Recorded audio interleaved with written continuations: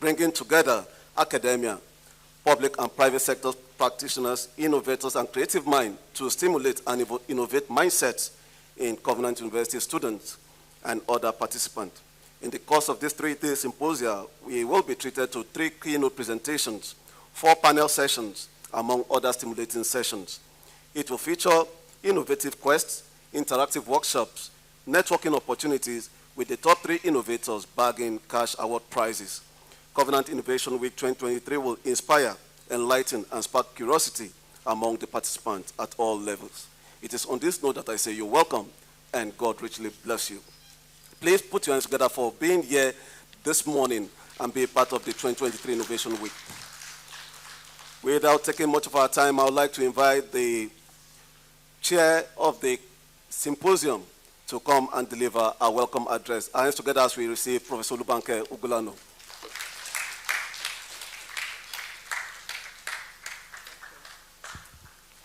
Good morning, everyone. It's a great pleasure to be here. I want to appreciate my Vice Chancellor for this opportunity. Sir, I kindly request that you permit me to stand on a already established protocol. It is with great delight and excitement that I stand before you to welcome you to Covenant University and the maiden edition of the Covenant Innovation Week.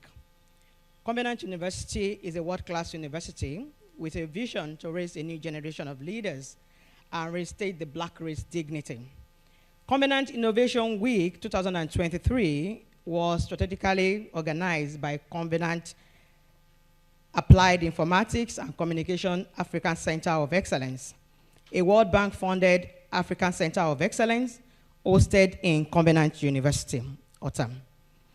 Covenant Innovation Week 2023 is a 3-day professional development symposium aimed at bringing together academia, innovators, tech lovers, creative minds from the public and private sectors to stimulate innovative mindsets of the participants.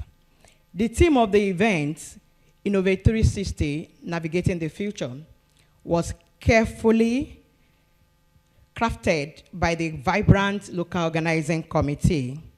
Innovate 360 symbolizes a complete revolution, urging us to think beyond the traditional boundaries of innovation. It beckons on us to consider innovation not merely as a linear progression, but as a multidimensional exploration, from technological breakthroughs to social innovations, from business model revolutions to sustainable solutions. Innovate 360 challenges us to envision a future where creativity knows no bound.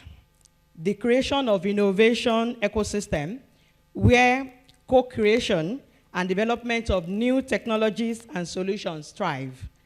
Navigating the future is about using proactive strategy innovation to envision the uncharted territories ahead and create pathways that lead to progress.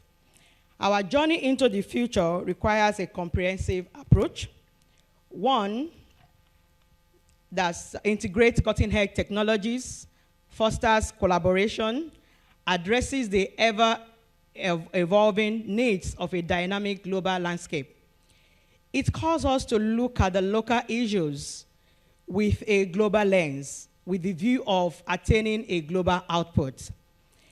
Covenant Innovation Week 2023 desires to create in the participants an opportunity to chart new territories, venture into an unknown, and embrace the challenges and opportunities that lie in an ever-evolving world. I warmly acknowledge our guest speakers, Mr. Musibau Lasisi, Mr. Francis Odeyemi, Ms. Yemisi Isidi, Ms. Ife Durosimi Eti, Mr. Chuks Okpaka, Dr. Linian Epo, Mr. Sheyi Abolaji, and others who will be dedicating the next 3 days to make this symposium a highly successful one. The management team of Covenant University, ably led by our then Vice Chancellor, Professor Abiodun Humphrey Adebayo, the deans of colleges, the heads of departments, the directors of directorates, and members of the University Senate present here are highly appreciated. The leadership and faculty members of CAPIC and our partners, sponsors, and collaborators, namely the World Bank, the Association of African Universities, the National Universities Commission, the NSIA Lutz Cancer Center, the Esota Consult Limited, Benmark Investment Limited, the Gidi Services Worldwide Company, the Mulisam Integrated Limited, the Android Home, the Bristol Scientific, Covenant University Center for Research, Innovation, and Discovery, Covenant University Center for Entrepreneurial Development Studies, Covenant University, Abram Startup Lab, and several others are deeply appreciated. On behalf of the local organizing committee, I welcome everyone to Covenant University, a serene environment where research and strategic thinking strive. And to Covenant University Innovation Week 2023. I want to say you are all welcome. I want to say that the next 3 days will be highly stimulating, and we are all going to learn and relearn, create and recreate and co-opt and co-create. It's going to be an evolution where eventually Covenant University turns into an ecosystem of innovators. So I want to encourage you to stay on touch, stay in tune, and enjoy the rest of the day. Thank you.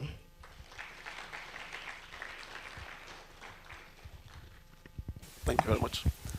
That was the welcome address by the Chair LOC of the Innovation Week. Please our hands together again for Professor Bulano.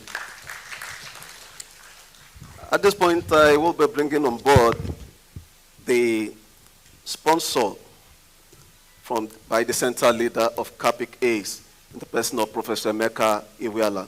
Professor.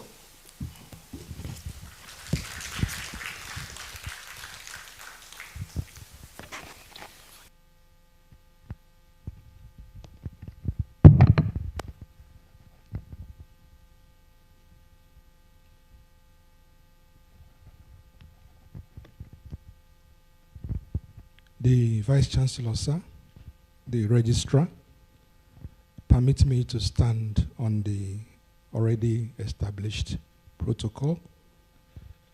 I want to start my remark by asking the students here and the audience who can tell me the most groundbreaking invention in human history. Can anybody try? The most groundbreaking invention in human history. Maybe I can help you with the answer. The answer is simply the shovel. The shovel. You know you can use the shovel to do what? To break the ground. So that's what we're here for today. So today is a great day for history, in history, for research, for innovation at Covenant University and at Capic Ace. And I want to recognize the leadership and the management of Covenant University for the great support they have provided for Capic Ace since inception.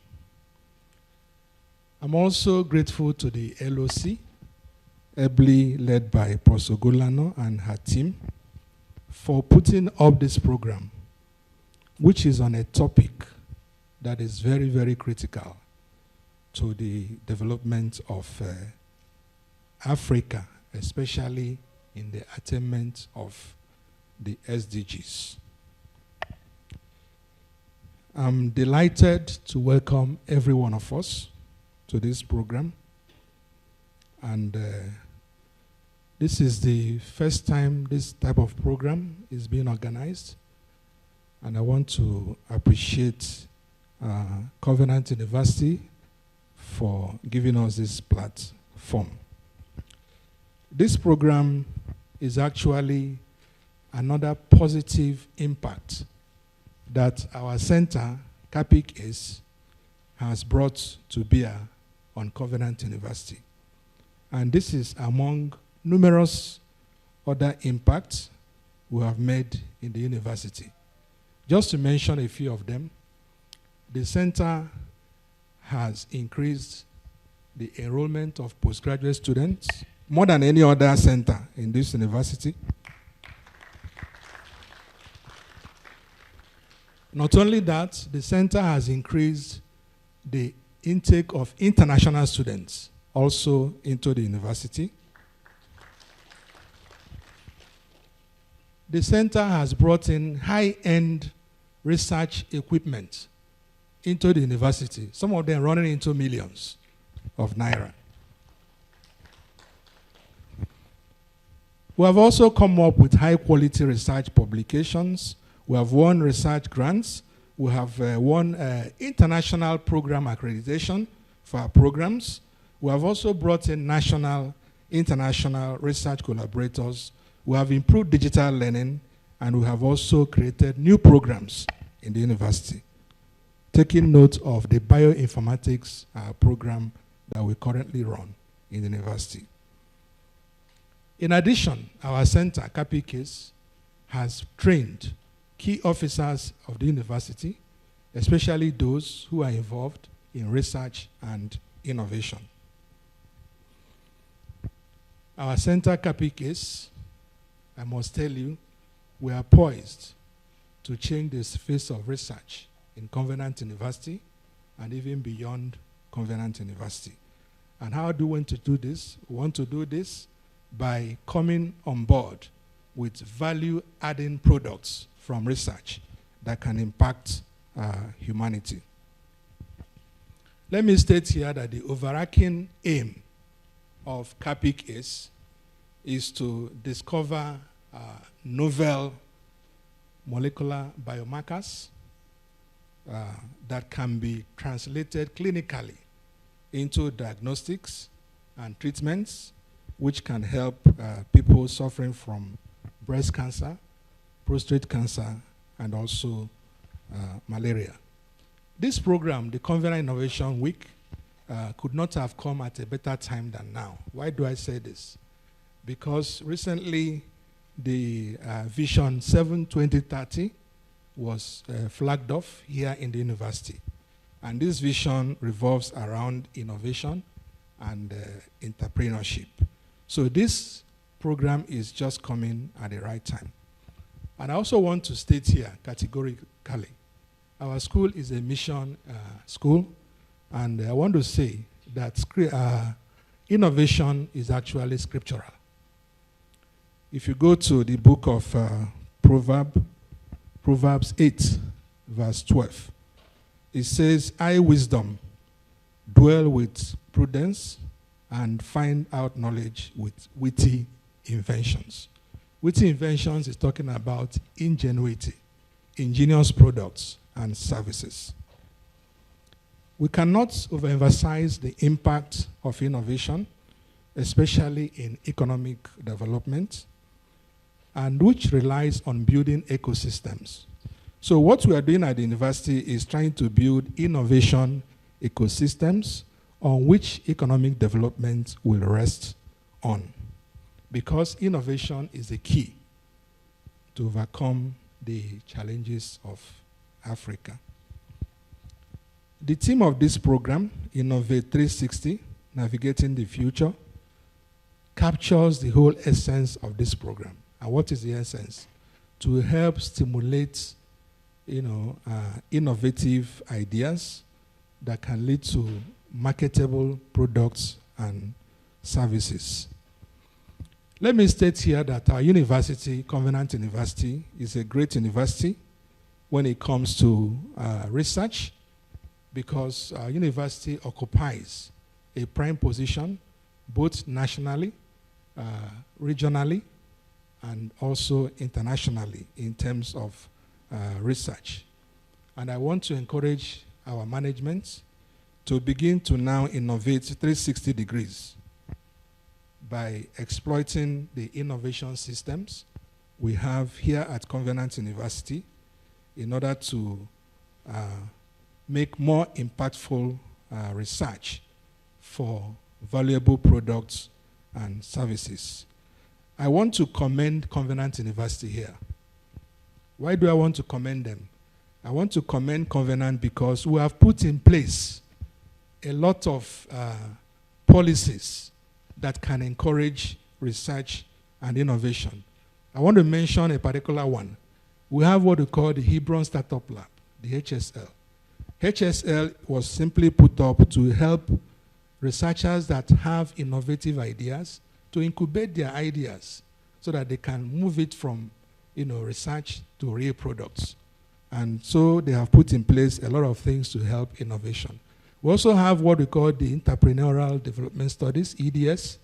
They're also doing a great job to make sure that our products are getting to the market. I want to assure the Vice Chancellor that our Center Capic Ace will continue to support Covenant University by helping to build capacity in innovation and entrepreneurship. And I want to state here that Capic Ace will mean business. We have started doing a lot already.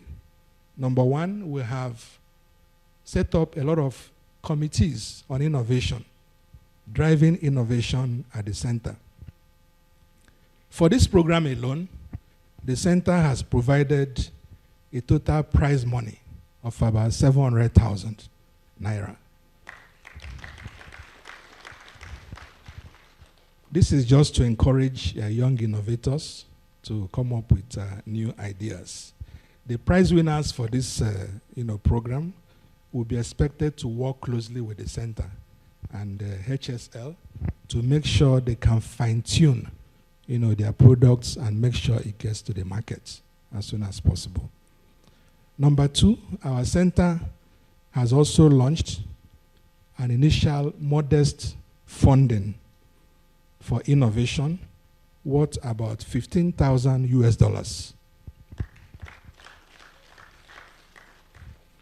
This fund is available for interested participants and students and faculty to see how they can catalyze their ideas to come up with novel products, especially in malaria, breast, and prostate cancer. For you as innovators and students, this program is an affirmation that the tools required to do your work is available here at Covenant University and also at Capic Ace. I want to encourage you all to go forth, dream, think big, and think wide too. Work on those innovations and bring these things to life, especially those products that can add value to life of Nigerians and the rest of the world. I want to conclude by saying that we must continue to work together to advance people's skills and innovation. Let me also say that the university and Capic Ace should not only stop in the university, we must also go beyond the university to support local industries and startups and also innovations from the surrounding community.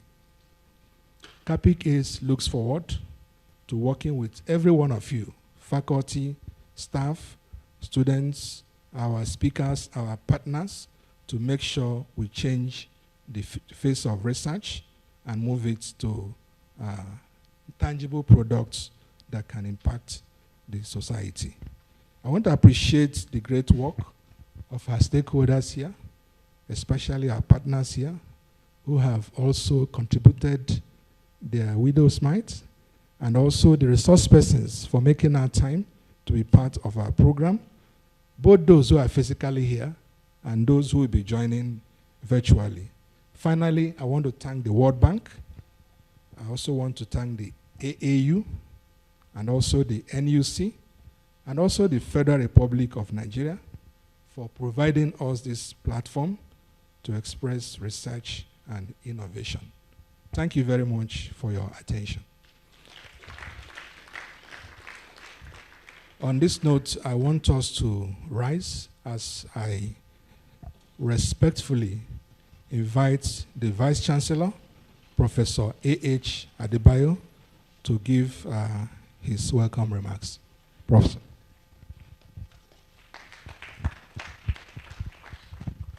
Yeah, thank you so much. The center leader, please, you may be seated.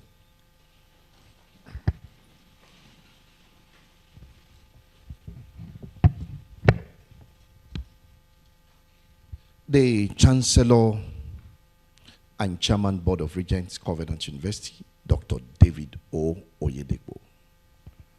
I want to recognize all members of management present here, the Registrar, Covenant University, Mrs. Toby David, and other persons, the deans of the colleges also here present, the chaplain, and the center leader of Capic Ace. And I also recognize the keynote speaker and other speakers here present. May I warmly recognize all invited guests who are physically seated here and those who are watching virtually, and a distinguished faculty and staff of Covenant University and all of our students here present, members of the press, and ladies and gentlemen. I said, good morning to everyone. Good morning to everyone. It's indeed the day the Lord has made, and we are glad that today we are all witnesses of what God is doing. To him alone be all the glory. I'm pleased to make a few remarks at this opening ceremony of the maiden edition of Covenant Innovation Week 2023 with the theme Innovate 360-degree, navigating the future. That is converting disruptive ideas into innovation, being organized by Covenant Applied Informatics and Communication African Center of Excellence, the Capic Ace, a World Bank funded Center of Excellence here at Covenant University. As I took a cursory view on the theme, what comes to mind is balance, all-roundedness, holistic, creative approach to teaching, research, and product development, and entrepreneurial and industrial engagement towards meeting the dynamic needs of the market. That is, needs that were previously unmet as well as needs not yet imagined. It is building and equipping the teeming youths of today with the right skills, harnessing the right talents, the right kind of education with the right character to match as we reposition Africa into the global world. The idea for the Covenant Innovation Week is very significant and timely as it aligns with Covenant's restorative vision and mission of creating knowledge and restoring the dignity of the black race through a human development and total concept-driven curriculum. It is also in consonance with the university's new developmental vision, that is the Vision 7-2030 prophetic agenda, which seeks, among others, to upscale Covenant's research excellence and innovation and entrepreneurial development program as we seek to nurture innovators, job creators, business leaders. The Covenant Innovation Week, therefore, offers such a great and wonderful opportunity as a university, faculty, staff, and students to rethink and reimagine all aspects of our engagement. It is a wake-up call for renewed creativity and innovativeness. Creativity, according to Albert Einstein, entails seeing what others see and thinking what no one else ever thought about.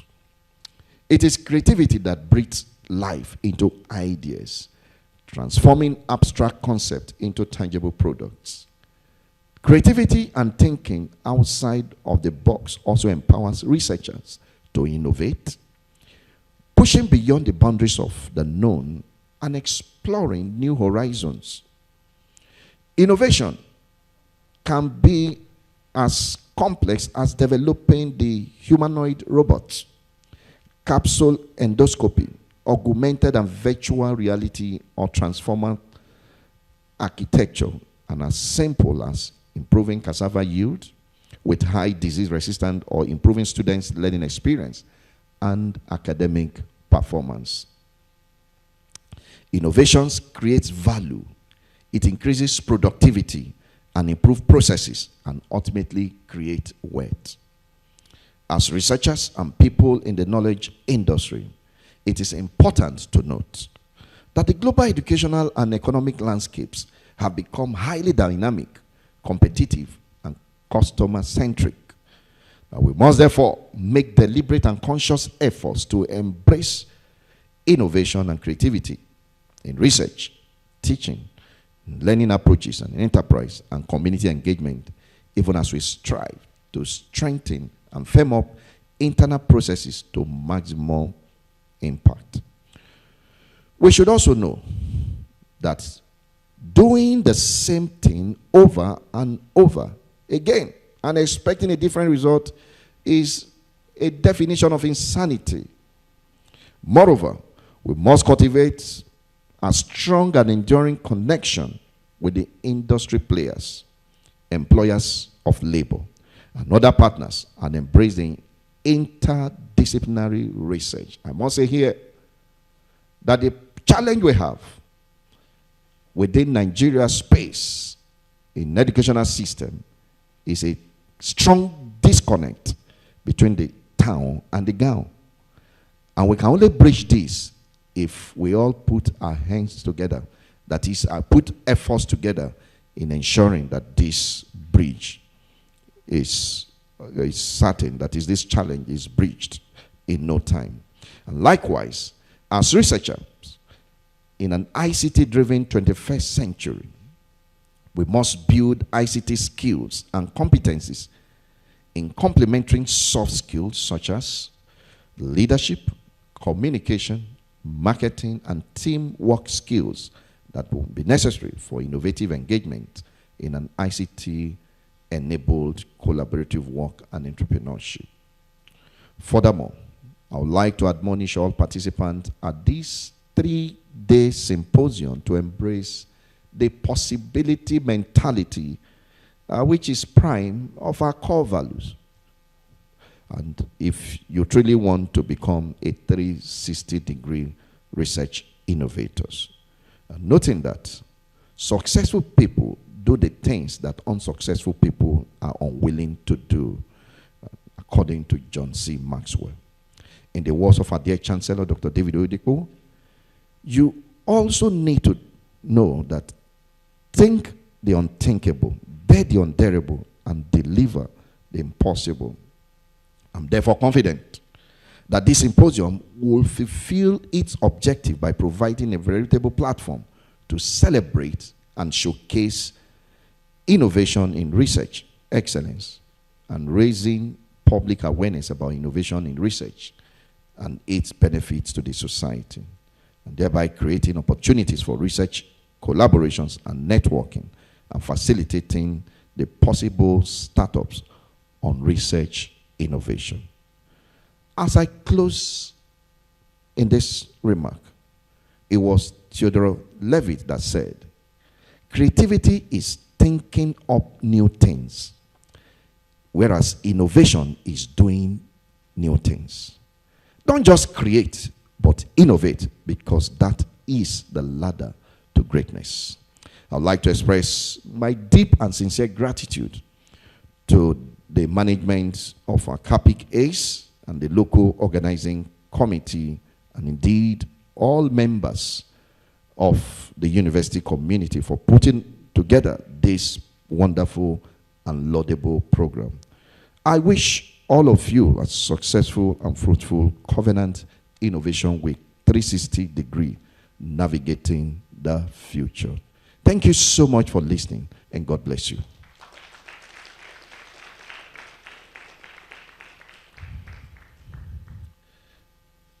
I'm going to perform the next assignment, which is to declare this 3-day symposium open. Please, can we all rise?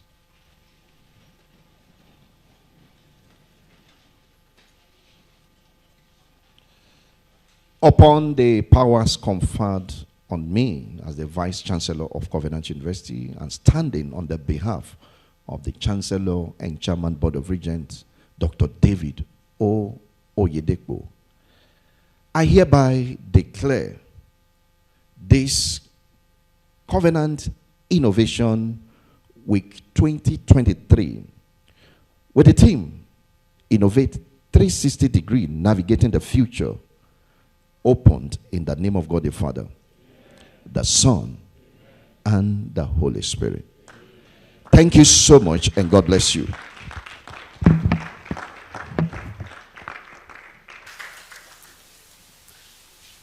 Please, our hands together again for the Vice Chancellor. Thank you very much, sir. Shall we all be seated? Next, we shall be taking our first keynote presentation for the day. But before we do, I would like to introduce our keynote speaker. Please permit me to fulfill protocol by asking Mr. Musibau Lasisi to rise, stand, and remain standing. Thank you.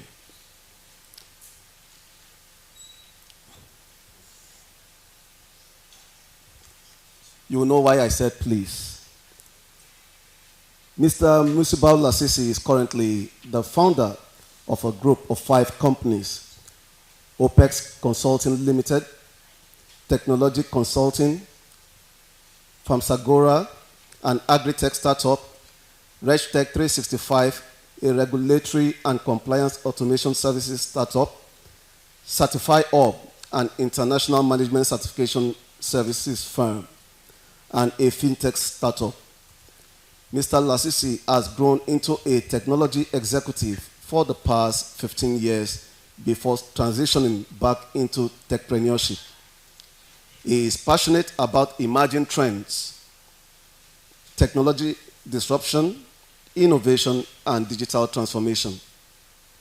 He worked in strategy and governance, IT program, and delivery management, agile DevOps transition, enterprise architecture, and strategic business analysis and support, financial service, information technology and management consulting sphere, with a track record of leading digital transformation and legacy system projects worth over $40 million cumulatively within 10 years. We are talking about someone that has a proof of converting disruptive ideas into innovation. Ladies and gentlemen, join me rise as we welcome to the podium our first keynote speaker of Covenant Innovation Week, Mr. Musibau Lasisi, as he delivers his keynote address.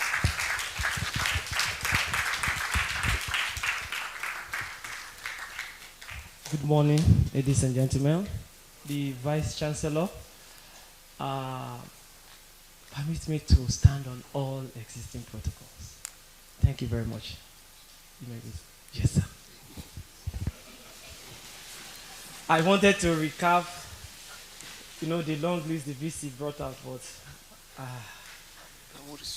no. I'm already in the industry. I'm sorry. Okay, thank you very much. So I'm waiting for my slide. Okay, he's right there.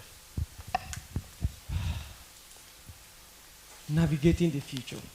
Innovate 360.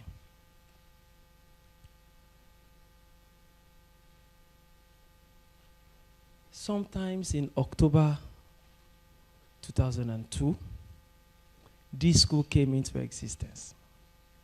But before then, this place was a bare land where nothing existed. There was nothing here, but there was Canaan land. I used to come for Shiloh. Yes. Earlier in 2002, I got admitted to the University of Lagos.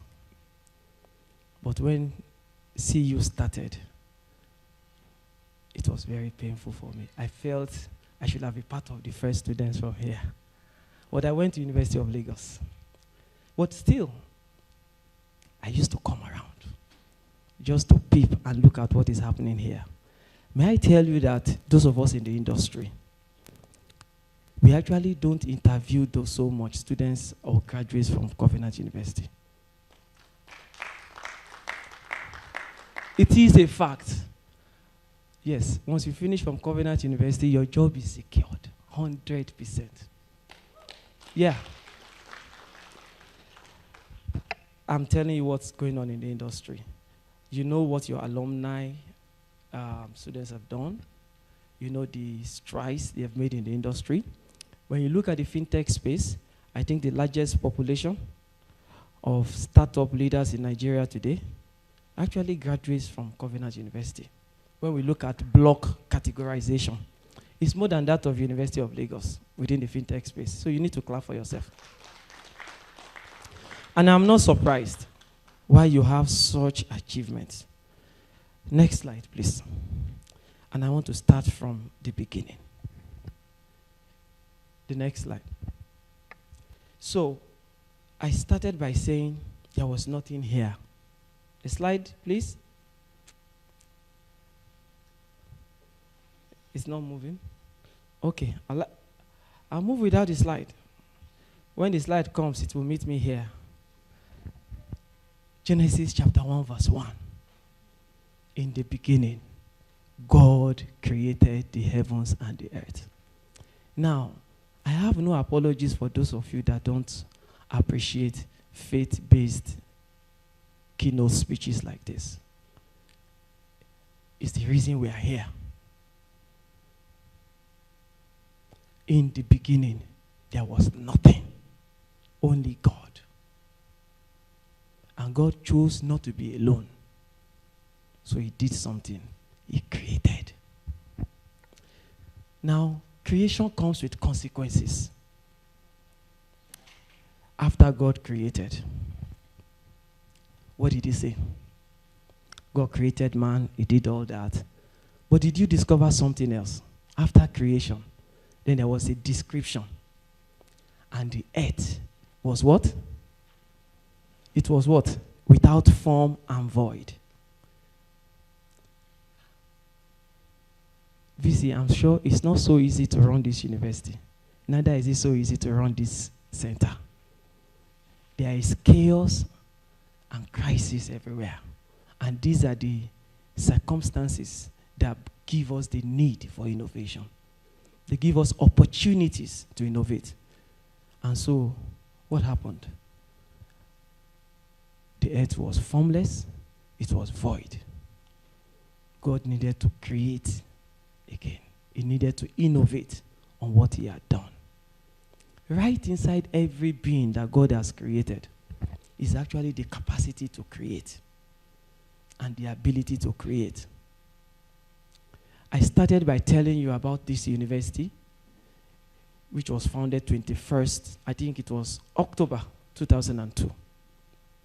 There was no university, but there was a need for a university of this status and this caliber. There was a need for number 1 ranked university. There was a need for what? The first in West Africa. And there was a need for the same university that will also be the 7th best in Africa. First in West Africa. There was a need for this level of excellence. Hence, this university was created. For every one of you here, students, you have to create your future. The future out there, they tell us is bleak, is not certain. It's a function of what you have created. And one statement I want to start with is that what is going to feature in that future has to feature in the foundation of what you are doing now. Otherwise, whatever you try to become tomorrow that you have not foundated will only be an appendage, an attachment, and a temporary baggage. Is that clear? So let's proceed, please. Chaos, crisis give rise to opportunities. Next, please. Look at Nigeria. This is a typical road. When I was coming here today, I had to take a different route because Prof told me we usually have traffic. I remember the experience I had at the other side. So the map educated me on a new road. So I decided to follow the map. That's another innovation, right? Yeah. I followed the map. Of course, I didn't see roads like this. But that's not all. Next slide. Do you know the statistics of what we experience in Africa and Nigeria today in terms of agricultural produce waste? 60 to 80% of the harvest of farmers is lost immediately after harvest, before they get to the point of sale.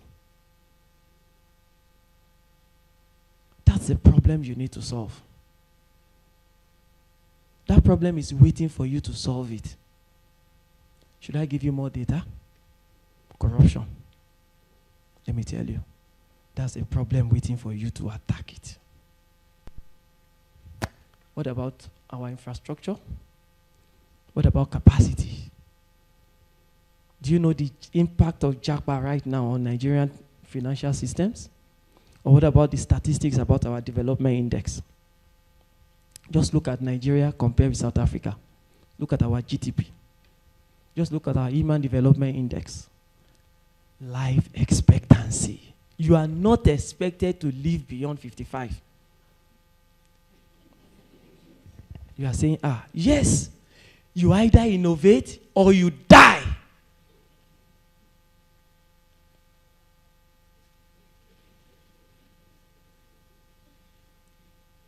Are you which is your choice? What is your choice? What's your choice? That's the reality.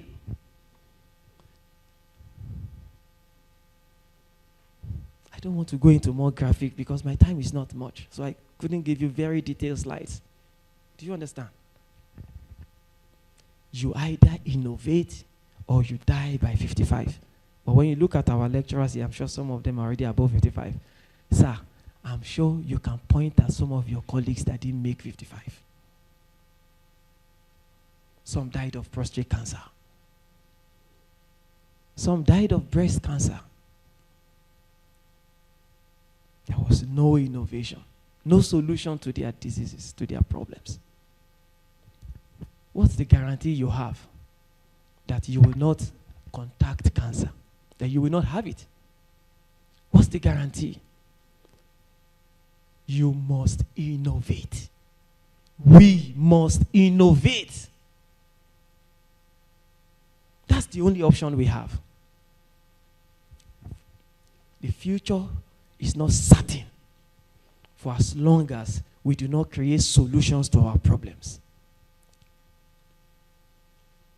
The World Bank can only give us funds. They won't innovate for us. Microsoft is here. They are only enablers. You must innovate. And it's not a coincidence that you are in Covenant University. It's a university that was born out of genuine and noble vision. I deliberately went through. They've removed that. There was something there. Okay? The mission, and the objectives. I read through each one of them. And I was very moved. I must tell you, students, lecturers, there's actually no better time to be alive. Yes. Your parents have lived their time. Our professors, our lecturers have done their part. And they are still trying to enable us. Next slide. So what does the future tell us? Jeremiah 29 verse 11. I know the plans I have for you. They are thoughts of good and not of evil. To give you what? A future and a hope.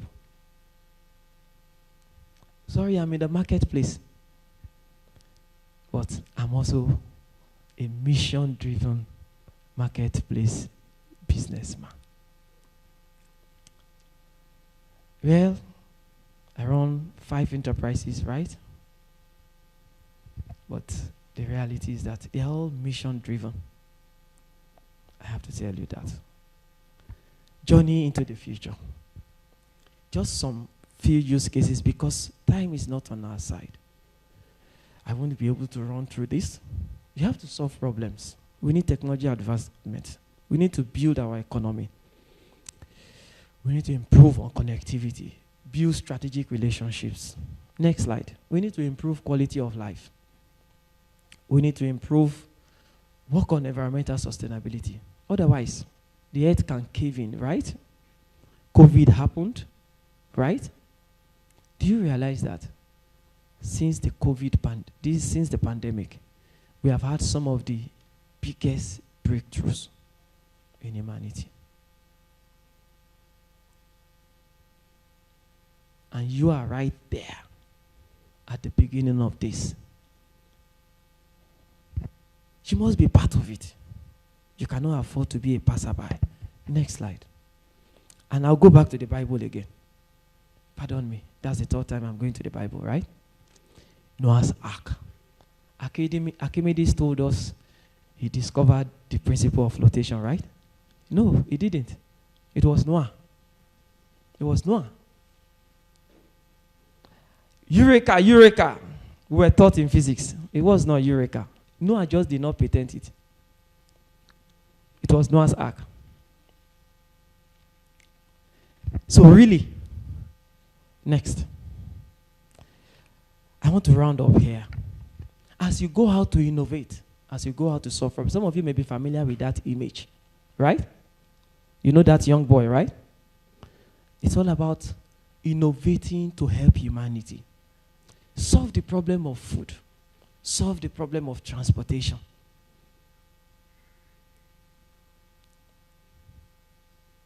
Solve our economic problems. Give us basic necessities. Now, I like to discourage innovations or business ideas that are built out of exploitation of the vulnerability of others. I discourage that. And I'll tell you that. You invest in pure water business, you call it innovation because government has not given us pipe-borne water. How innovative are you? You've only exploited a loophole in our governance system. The day pipe-borne water begins to flow, you may be the one to go and terminate or break that pipe. Are you surprised why Nigeria is not progressing? Why is our power failing? Some generators must be sold. You don't know? And you call them great businessmen. The richest man in Africa. People who sit on the policies that should have helped the common man.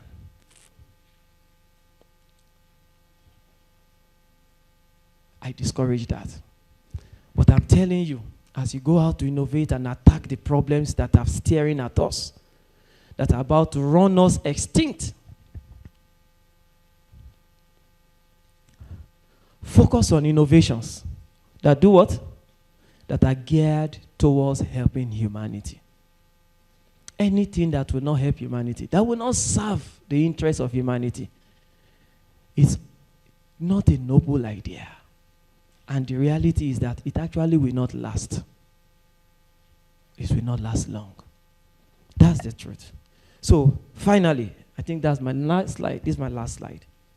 Let us make the world a better place. Do you agree? Let us chart the course for a greater future. Do you agree? And let us all innovate together. Thank you very much.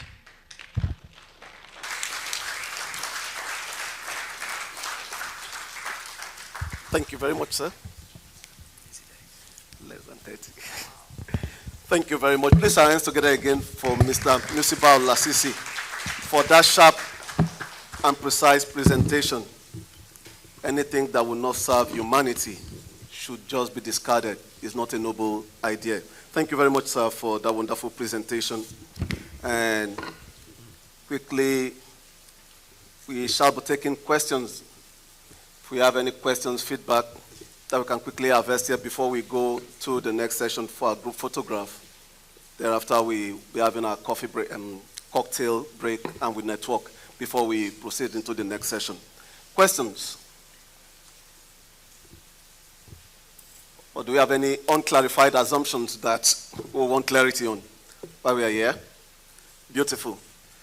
So quickly, without much ado, we shall be having our group photograph right outside the foyer immediately, after which we'll come in for our cocktail break and networking before we reconverge by 12:30 for the panel session. Shall we all rise as the Vice Chancellor, the Registrar, Center Leader, the Chaplain, and our keynote speaker lead the exit out of the auditorium. Thank you.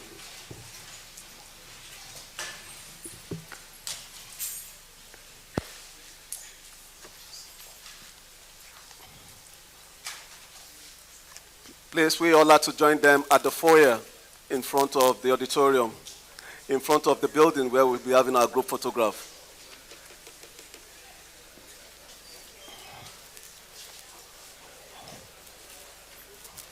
What are people trying to expect from us? This is about intervening in how government can actually deliver services to people. Is it in the telco space? Is it in the financial services industry? There's no industry that is left out. Even in the academics, in the education sector, technology is driving fundamental change.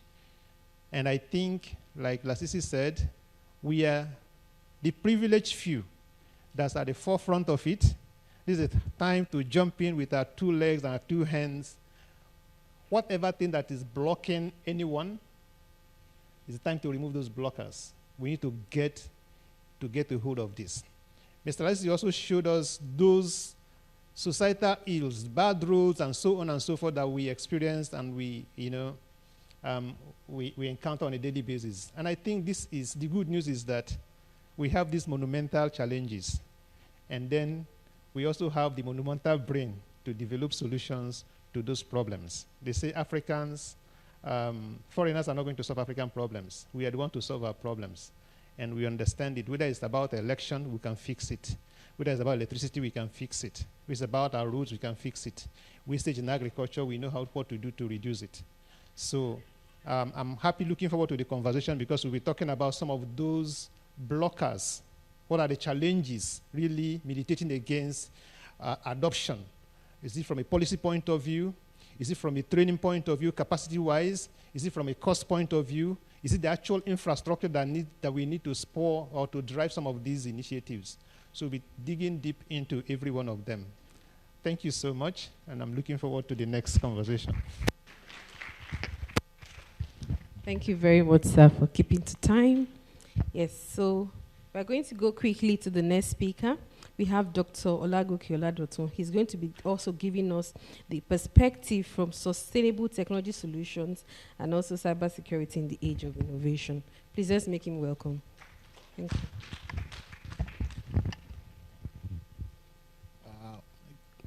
Good afternoon, everyone. Once again, let me start on the already established protocols. The truth of the matter is this: I'm a chemical engineer, not a computer scientist. But I realize that every time, in every discipline, we should be able to apply the latest innovation. Don't think you are limited because you are in economics. Don't think you are limited because you are in language.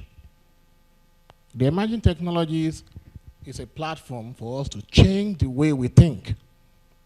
And that is what I'll be speaking to today.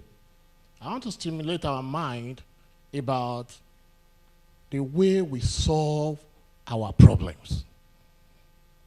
For example, I came to Covenant University about 3 years ago. And one thing I realized was this: attendance is a priority. It's so important that if you do not handle it well, it can land a faculty in trouble. And I said, if this is very important, it has to go with integrity of data. How can I maintain the integrity? How will I not compromise myself so that when students come and beg, I cannot alter it? So what did I do? I decided to create an attendance software for myself that makes use of their visual expression, or let's say facial identification and geolocation. And since that time, nobody comes to my office to beg. Because I cannot alter it myself. You may be wondering, okay, you solved that problem. You've not applied it to even chemical engineering. Yes, even recently we are trying to apply AI and programming, software or coding for some of us to develop what we call virtual laboratory for secondary school. Because we know in Nigeria, we have issue with secondary school having laboratory themselves. So how do we solve this problem? Let's create one for them that look exactly the way they will perform the experiment in class. It's still ongoing. But thank God we're able to solve titration. So that one is done now. We are moving on to the next one. We are talking about metal identification, metal detection. And we have a team of developers, those who do animation, designers, and we are trying to put it together. Thank God Microsoft is here. We expect you to invest in this kind of things to change the way we learn. All right. If we are talking about, you might be saying that these ones are obvious. I do believe we as academics, if we do not apply the emerging technology, we will not have anything to teach in future. I tell them in my department, I say, like it's mentioned, the new crude oil is data. One day is one day, there will not be any need for a chemical engineer again. So before I become obsolete, it's better I equip myself with the basic fundamental language, programming language. It won't be English anymore. It will be programming language. Can you speak it? That will be the vernacular in future. And that's why we employ even those who are in social sciences. Every day we want to write paper as academics. We plot chart. We go to Excel. It's high time you create one interface for chart. Supply your data, it gives you the chart, and it gives you the analysis. You are saved. That means the entire section of your paper concerning result is done through the help of a tool that all of you come together to build. Recently, I was discussing with my director in ODL, and I was chatting with him. I said, if we, Covenant University, we are thinking majorly about products because our chancellors have challenged us about product. Let us build product. I said the best thing will be that there should be a chapter in every project, every thesis, every dissertation that is mainly for product. Call it chapter 6. That should be the focus. And there should be a team that will see your result and produce a product from it. At the barest minimum, an app. Barest minimum, an app. Let's turn all these our results to something useful. Let's make it available to everybody. And before we know it, we'll be better off. I'll rest my case here.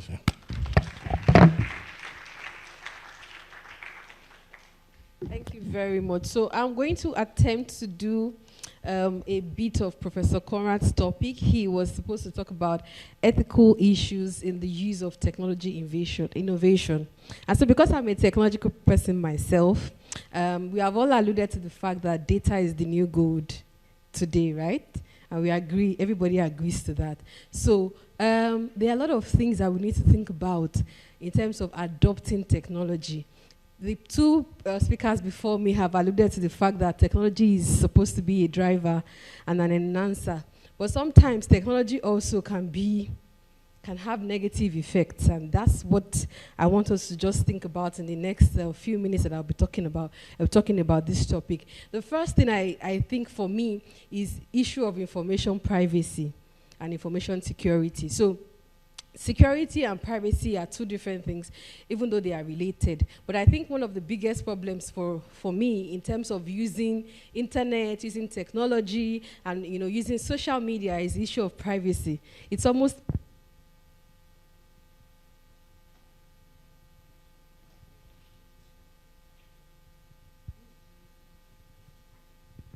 so it's almost impossible to be private or to just keep some things to myself. Even though as much as possible, some of us try to be private and you try to, but it's almost for example, with the program of today, we are on the internet already.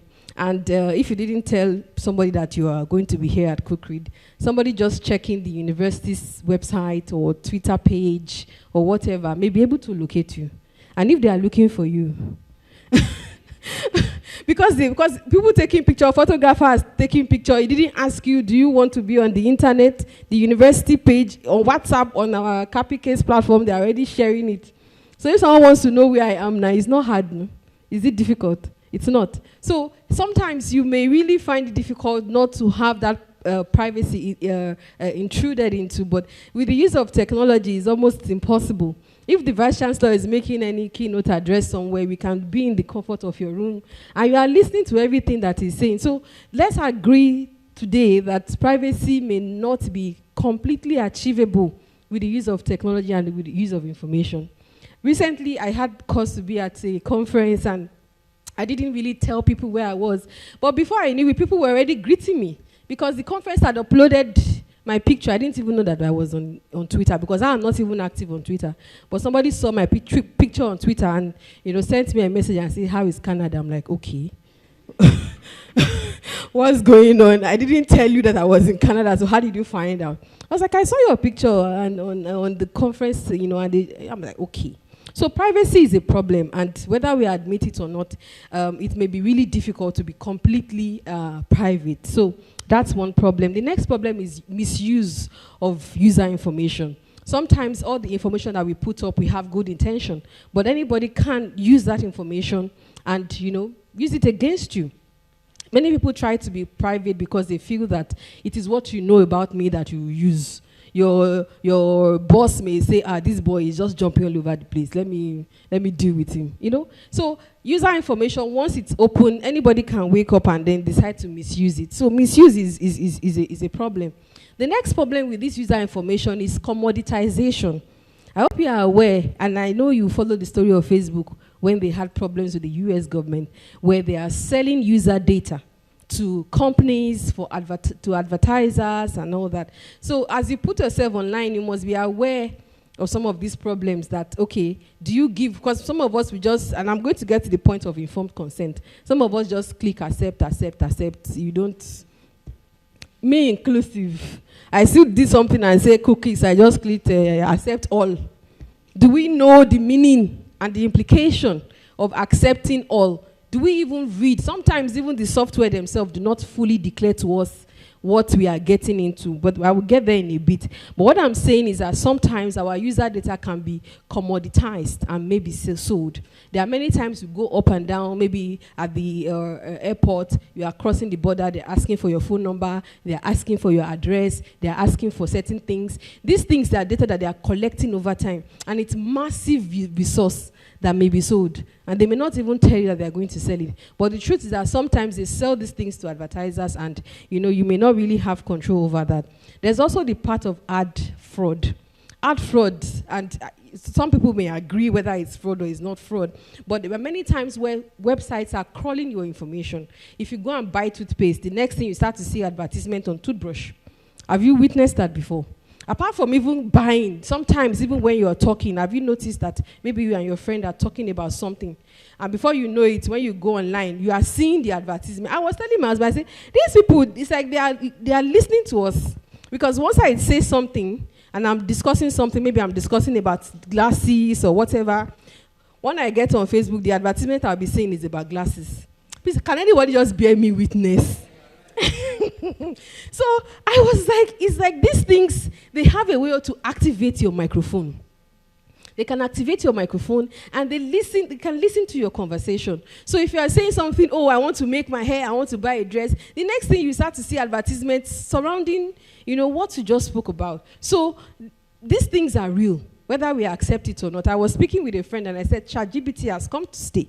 Whether we agree or we don't agree, students are going to use it to submit assignments. So it's best for us to now begin to talk about how to use it in the proper way. And that's where ethics come in. But that is not going to happen, may not be the way to go. But the truth is that every time, because we're now in an information age where everything is online, everything is put up there. So let's begin to educate people and let users of all these platforms be aware of all the things that surround it, so that then you know. And then when you decide to use those platforms, you have a complete information with you to equip you to be able to prevent any kind of misuse whatsoever. The next thing also is about information security. I don't want to overflog that. But like I said, it's very close to information privacy. Information security is very important because these days, there's what we call cyber wars. Have you watched a movie about that? I think I've seen a movie on that before, where they were saying that in very few years to come, we are not going to need atomic bombs. We're not going to need to be wasting money on all these, dangerous weapons. Just find the database and hack it. Imagine the director of CSIS is here. Imagine we go to CU Porter now and go and do something there. There will be a problem now. And then, have you witnessed where maybe there's a ransomware on your computer? Have you witnessed that before? I knew somebody who witnessed it. And then the person who designed that ransomware was asking for money. They locked all the files up. He was trying to download something on the internet to install a software. He mistakenly, downloaded from the wrong site. And then all the files were locked. It was encrypted. And there was no way. He tried to, imagine all the files on your system. Your project, your assignments, your lecture notes, everything encrypted. You try to open it and it's showing you gibberish. Won't you be... Yes, so that's a security problem. And then the guy was saying, pay $1,000 for me to give you the key to decrypt it. So it's a reality. So when you are using these systems, you must be educated and be informed of whatever, problems that may arise. I tell people when you are downloading software, make sure you are downloading from, authentic sites. Don't download anything randomly, even on your phones. They could get into your phone. Of course, you know how Nigerians are now. If your phone is being used for internet banking, then you have to be careful. The phone number you use for your online banking, you have to be careful. So all these are things that even though internet has come, technology has come, now I can send money on my phone, there's also a problem that anybody can, take on my identity and use that to send all my money. And before you know it, you'll be seeing alert. In 5 minutes, 10 million is gone. So we need to be very careful of these things. The next thing I'll talk about is the use of deep fakes. Have you heard of deep fakes before? Deep fakes. Yes, it's a reality. So I think it was 2 years ago when somebody did a video of the Queen dancing, the Queen of England doing some kind of funny dancing, and it looked real. It looked like she was the one, but she wasn't the one. A deep fake of Obama also, came up on the internet recently, and this is a reality. For example, now, someone like Bishop, he has a lot of videos online. He's a preacher, he preaches every Sunday. If I have a good amount of somebody's videos, we can use that to create him saying something else. Then how do we authenticate whether what video we are watching is truly him talking, or somebody who has just used this video to train a deep learning model to speak like him? You just need to have enough amount of training data. If I can get enough amount of training data, I can train a machine learning model to speak and look like you. And it will be very, very difficult for anybody to prove. In fact, they're using deep fakes now for acting. They're using it to produce movies in Hollywood today. And then you will think it's your favorite actor, whereas he's not the one. So these are real issues. Apart from deep fakes, we also have the issue of misinformation.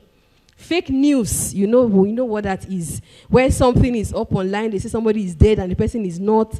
So you're wondering, how do I then begin to know which one is authentic news and which is not? So there are so many ethical issues that we need to think about. Even though technology is here to stay and it has come to enhance what we do, but the truth is that it can actually be misused. The last point, I spoke about informed consent briefly before, but let me just say that everyone must ensure that when you are using something, if you are told to accept all, please understand what you are accepting. If you are told to, if you are using a software, try and look at the terms and conditions, even though it's hard, but sometimes you may want to check it because there may be some things hidden in those things that you don't know. The last example I want to give us today is an example of bias in government policies and healthcare that may come as a result of the knowledge that we have. So 2 weeks ago, I was in a conference in Kigali, and someone was saying about the fact that African genomes, are becoming interesting. People are coming to learn about our genomic, what's it called, our genome, and try to look at what is unique to us. And the woman was saying that in the US, the Black Americans actually suffered from that, and she was telling me a story. And then she was saying that after they studied their genomes, they found diseases that many of them were genetically predisposed to. And because of that, I don't know how correct she is, but she felt that many insurance companies were now beginning to give a lot of disclaimers in their health policies to say they won't cover this, they won't cover that, they won't cover that. Whereas even people that are sick are those who even need more insurance policy cover. But the insurance company started saying, oh, we're not going to cover this one, we're not going to cover that one. So she felt that they became disadvantaged because of the information that they got that, okay, of course, once you carry a certain genetic this thing, you are predisposed to certain things. And then the insurance company started coming up to say, we won't cover this one, and these are chronic diseases. So how did they then determine what is chronic and what is not chronic? And so it does also mean that your genetic information must also be protected, because anybody who has access to it can then say, oh yes, because of your genome, we can tell what diseases you are predisposed to. And that information can be misused, whether we agree or we don't agree. Because insurance cover is very important. You know how difficult it is, paying out of pocket for some treatment. And so when insurance companies begin to come up to say, we don't cover this, we don't cover that, then you are wondering what is happening. So yes, even though for us in the health sciences and genomic studies, even though we are encouraging us to keep doing and exploring African genomes, we have to be careful. And we have to be very protective of just shipping our samples over there, and then they do all manner of exploratory whatever on it. Right now, they are still exploring it. But as soon as they start to find out things about us, then they may begin to make policies and laws that may not favor us, because, of course, the key is in their hands. So that's why we must wake up and take our ownership of our data, take ownership of everything that belongs to us, so that when we know whatever is ours, we can use the right information to help us and help us to be better. So I hope with these few points, you can begin to think deeply about adopting AI in innovation, and all of us can become more responsible in the use of AI. Thank you very much, and God bless you. So quickly, we are going to go into the question and answer. We want to engage the listeners, the two speakers that have spoken before me. Do we have questions? So that they can then give us more insight into that. Questions, please. Do you want to write, or you could please come forward? Thank you. We need more questions. Please come forward if you have questions.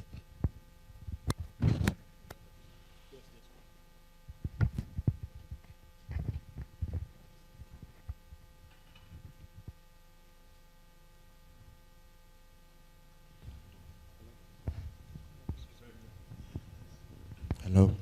Thank you very much for the presentation. Concerning AI, recently the Prime Minister of the United Kingdom set up a committee bringing developed countries together to see what they can do to ensure that they put control mechanism towards the advancement of AI. How should African leaders prepare themselves for this emergence of AI? How do we also begin to look at do we need to talk to ourselves and put in place control measure? Just few days, Mr. Atman was sacked. And Microsoft hired him. And the reason for his sack was that the board said they are concerned about his investment in AI. They are concerned about regulatory issues. They are concerned about the future of AI. This guy is running ahead of them. My question is, how should African leaders, or African generally, policymakers, begin to look at AI and the need for control measures so that we understand this AI and how it affects our lives? Secondly, we're talking about disruption. There is this smart agriculture that is being promoted as part of the disruption in the world. Please, I don't know, any of the guests can talk about it so that Africans know what really some of these things are, so that we are not just consuming new products, new food items that are injurious to our body in the name of smart agriculture. Thank you. Thank you very much. Any other question?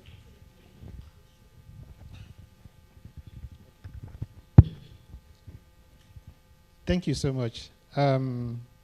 Before I talk about the regulation, let me talk about the hiring of Atman. And okay, so OpenAI has been in big and deep partnership with Microsoft for a couple of years now. Microsoft has invested over $10 billion in OpenAI. And I think part of like an insurance policy, okay, so you can't have the person you have invested in leaving and then you just allow him to go to competition. So we'd rather have him on board immediately. It was a business decision, and you can also see the impact of that decision on the stock price of Microsoft. Thank you. So that's on that. We'll talk about, because believe you me, this is the age of AI. We are at a point of inflection. Fundamental change is going on, and there's no going back. So, and this is why we all need to brace up for it. And I think maybe later in the day when we talk about I think that's a session I have in the afternoon, I'll talk about that. So back to the regulatory impact. Of course, when there are emerging technologies, there's always the pros and cons. And it's important for the developers, what I call the entire ecosystem of stakeholders, the developers, the users, the partners, everybody, to maybe follow certain principles. One is being able to communicate clearly. Maybe this also has to do with transparency, being transparent, so that the emerging technology, its impact, positive impact, negative impact, and how to use it. You are just talking about series of wrong usage that may happen on several platforms that we use today. So communicating and in a very transparent manner is very key. Number two is galvanizing a cross-section of stakeholders so that if policies and guidelines are to be developed, they are going to be developed based on domain knowledge, not just from a technology developer's point of view, but from a user point of view, from other people who may be impacted by that very technology. Because when people sit maybe in a round table, and there are the developer's perspective, and you also see users' perspective on what is being developed. And also maybe if you get people who specialize in ethics, lawyers, and even social responsibility people, you bring them to the table so that you can have a broader perspective on what is being developed.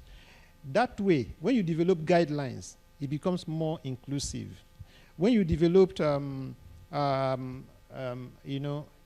product itself, it becomes, it helps now to address the fundamental business challenge, or solve the solution the way it's supposed to solve. In Microsoft, that's what we call, talking about this AI again, that's what we call responsible AI.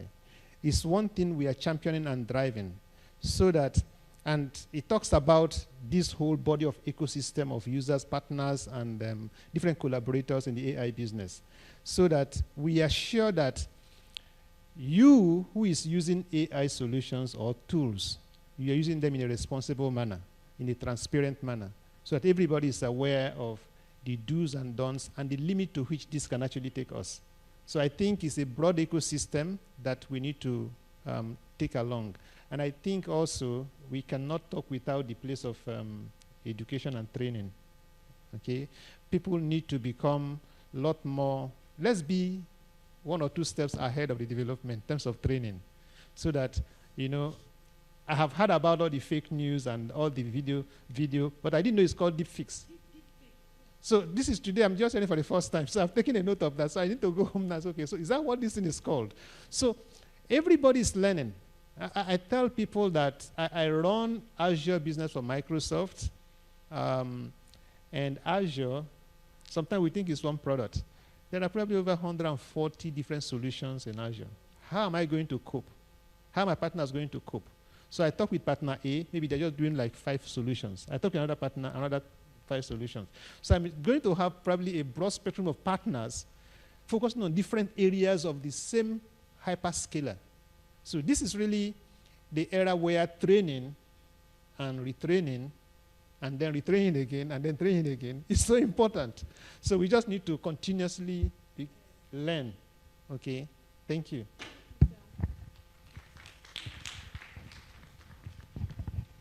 Okay. Good afternoon. So my question is on data protection.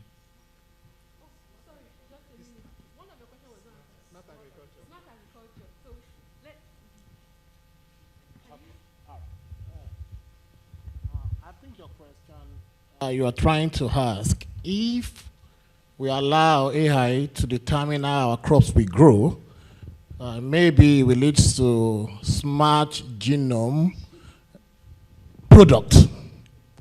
For me, I used to say that science has brought AI to this level. Like they say, we are not going back. Rather, regulation should be put in place. Because if you try not to regulate it or you try to suppress it, people will still produce it at the back end, which is unregulated. Because I want to produce something fast. I want to make money. I want to make money. So if I want to make money, like I'm an engineer, so we have 3 things that governs the way we produce things. We have safety, we have ethics, we have economics. And we know that managers love economics, entrepreneurs. But we, as people, we remember ethics and safety. However, sometimes if they put the money down and they push us away, we follow their own profit. So I will believe it's regulation, as you have mentioned, that can help us. And we should not be afraid. But let us not be afraid. They will modify it, then they will modify it again, and it will get better. So we should not be afraid. Let us not be afraid. Okay, so my question is on data protection and what should we do? First, I read somewhere where a cybersecurity was saying that recently we no longer just watch our televisions also watch us. And it was shocking to me because television is something that we just watch, but the smart TVs these days, once it's plugged, whether it's on or off, they're actually watching you, and a third party has access to that television to know what is happening in that room. And the same thing is also applicable to laptops.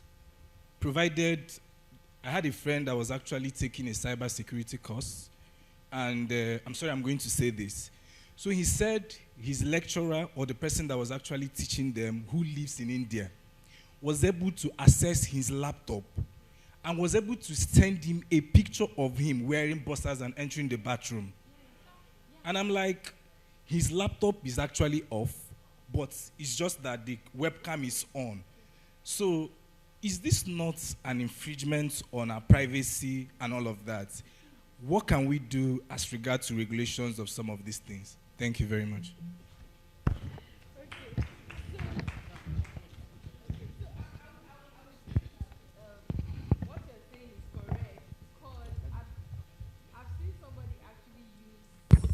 Use a sellotape or a paper tape or like something really thick to block their camera on the laptop before.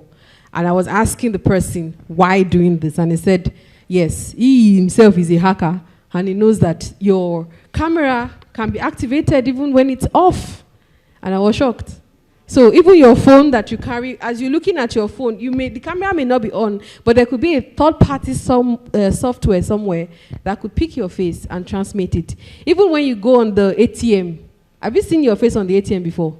So there was a time I had issue with my ATM card, and I went to report at the bank, and they just tried to say, okay, let me say what time the ATM was used. And at that time, they were able to capture the face of the person. You move very close to the ATM when you are using it. Do you know the ATM has a camera? It does have a camera, and the person's face was picked. In fact, that was way back, maybe even 5 years ago, not even now. So I don't truly have an answer to your question, but just to say that we're not completely safe, as long as these devices are around us. Because you could have a third-party software, like you alluded to, that you don't know. But I think what we can do in terms of being responsible is to ask every software developer to be truly, to have full disclosure.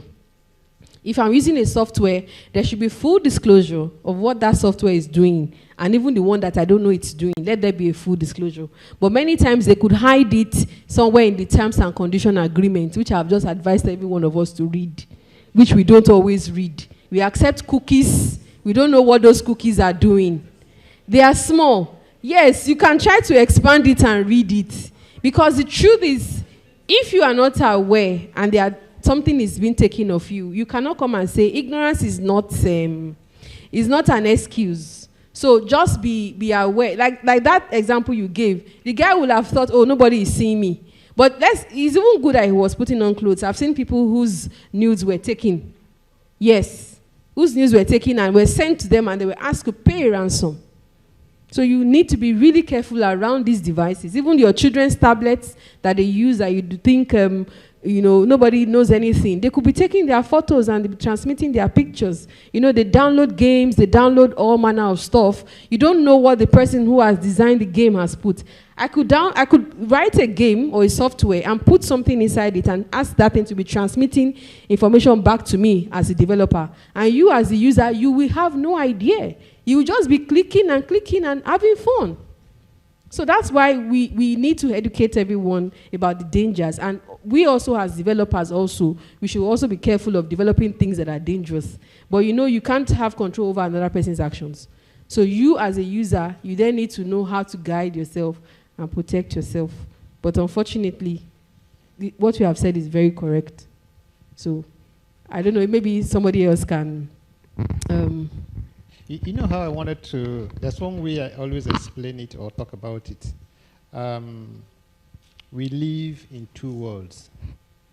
So there's a physical world, then there's a cyber world. So you can be here, you've been to America, you've been to Canada, you've been to UK, because you are in a portal that's hosted somewhere and your footprint, digital footprint is there. So we know how to lock our doors when we are in the house. We know how to take care of our physical bodies. It's important. It's your responsibility. Sole responsibility, number one responsibility, to be sure you protect your digital footprint. It's important.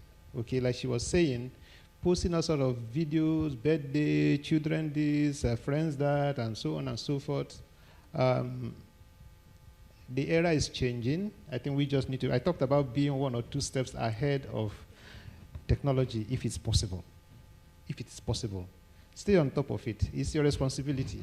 Of course, there are solutions, but majority of those solutions are focused on how corporate organizations can protect their assets, digital assets, their investments. But when it comes to individuals, I haven't seen a lot of individuals in trying to protect how you move, how you browse, and so on and so forth. So they leave that to you. So you need to, from Microsoft, for instance, we are a big organization helping big entities also, big corporate entities.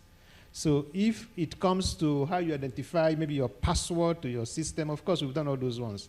So we are not hoping that you're going to share those ones. But if you need to put anti-phishing and antivirus and whatever thing, look for them and put on your laptop so that you can be protected. She also talked about blocking the camera of your distance. This is a way of just locking out any access you think you don't require. Why do you leave it open? You close your windows when it's raining. This is a raining time as far as IT is concerned. So please, close wherever you need to close. Thank you. All right, sir. Thank you so much for the information. My question goes thus. AI is common. We all know, like, AI is where you can search for any source of information. But as an innovator, you need to be a critical thinker. So what is now the defects of this AI over human thinking? Because at times, you don't even need to sit down and think before, just type it on AI. It's going to bring any information that you need. So what is the defect of this artificial intelligence over human thinking? So that's... Okay. Let me attempt to answer the question. What is the defect? For me personally, I don't see it as a defect. Maybe because I'm coming from a background that they didn't train me in computing. I had to learn it, so I enjoy it. I believe he has created another opportunity. Why do I need to start from the beginning when I could just proceed from 10 to 20? It's not telling us, it's not asking us to be lazy. For some people, they think you make us lazier, but I don't think so. I believe it's going to enhance us to be able to be highly productive. We become expert in no time. I don't want to start from zero. I don't like it. Progress is more rapid when it has foundation. Abraham Maslow, and I'm not a socialist. So if there's a foundation, let me build on it. So rather, like he said, we should retrain ourselves.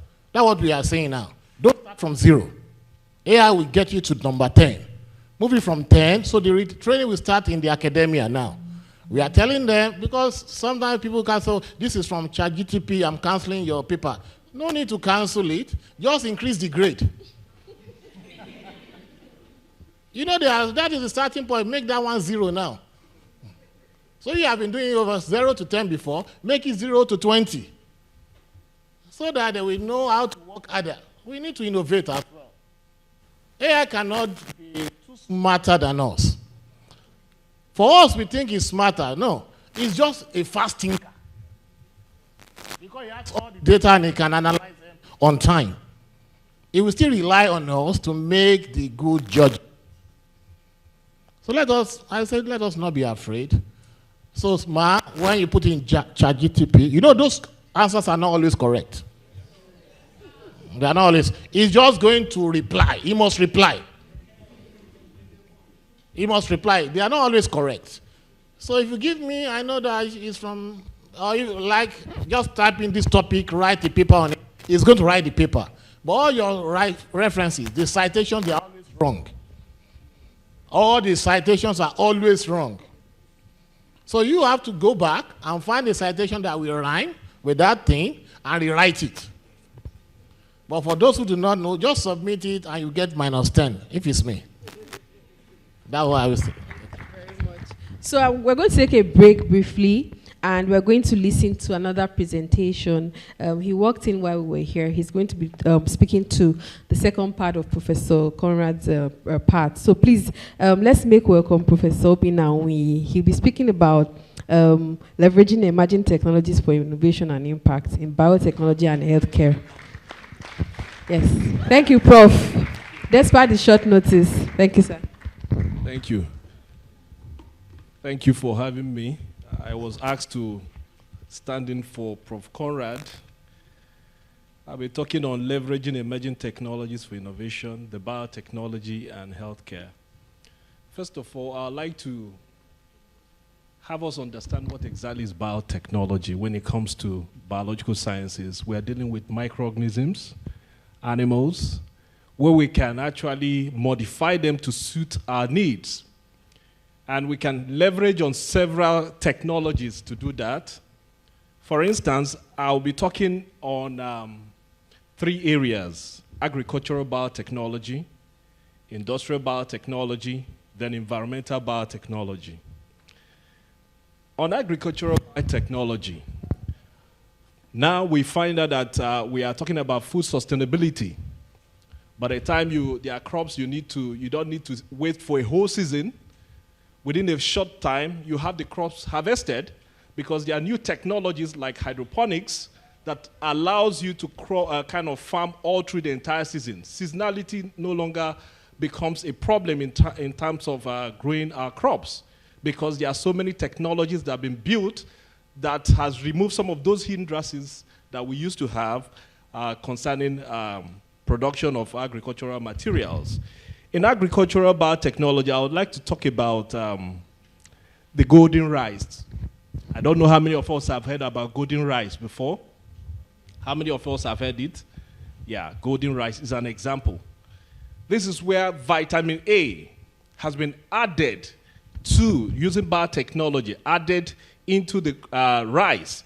So there are persons, for example, when you eat such rice, instead of trying to buy those vitamins outside, you can actually eat rice and have it taken into your body. Beyond that, in terms of, let me say, insulin production, you actually harvest insulin from calf. Are you aware? The calf, baby cow. But currently, you would have imagined the number of cows that would be slaughtered for us to have insulin. But currently, there are so many technologies using biotechnology. We can actually do that using E. coli. E. coli is a microorganism that have been widely worked on, and all their entire genome process have been characterized. So what scientists do is to modify some segment of that organism and allow them to grow in what we call waste products.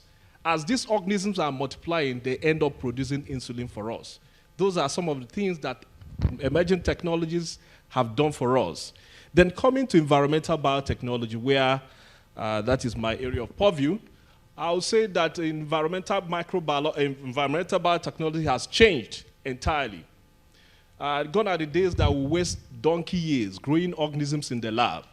But now, within a space of 5 to 10 minutes, I can tell you this organism that is living in this area, or this organism that is maybe in such site, maybe petroleum. If you are going into exploration, let me use exploration of petroleum, for instance. There are some couple of organisms I need to find within that environment.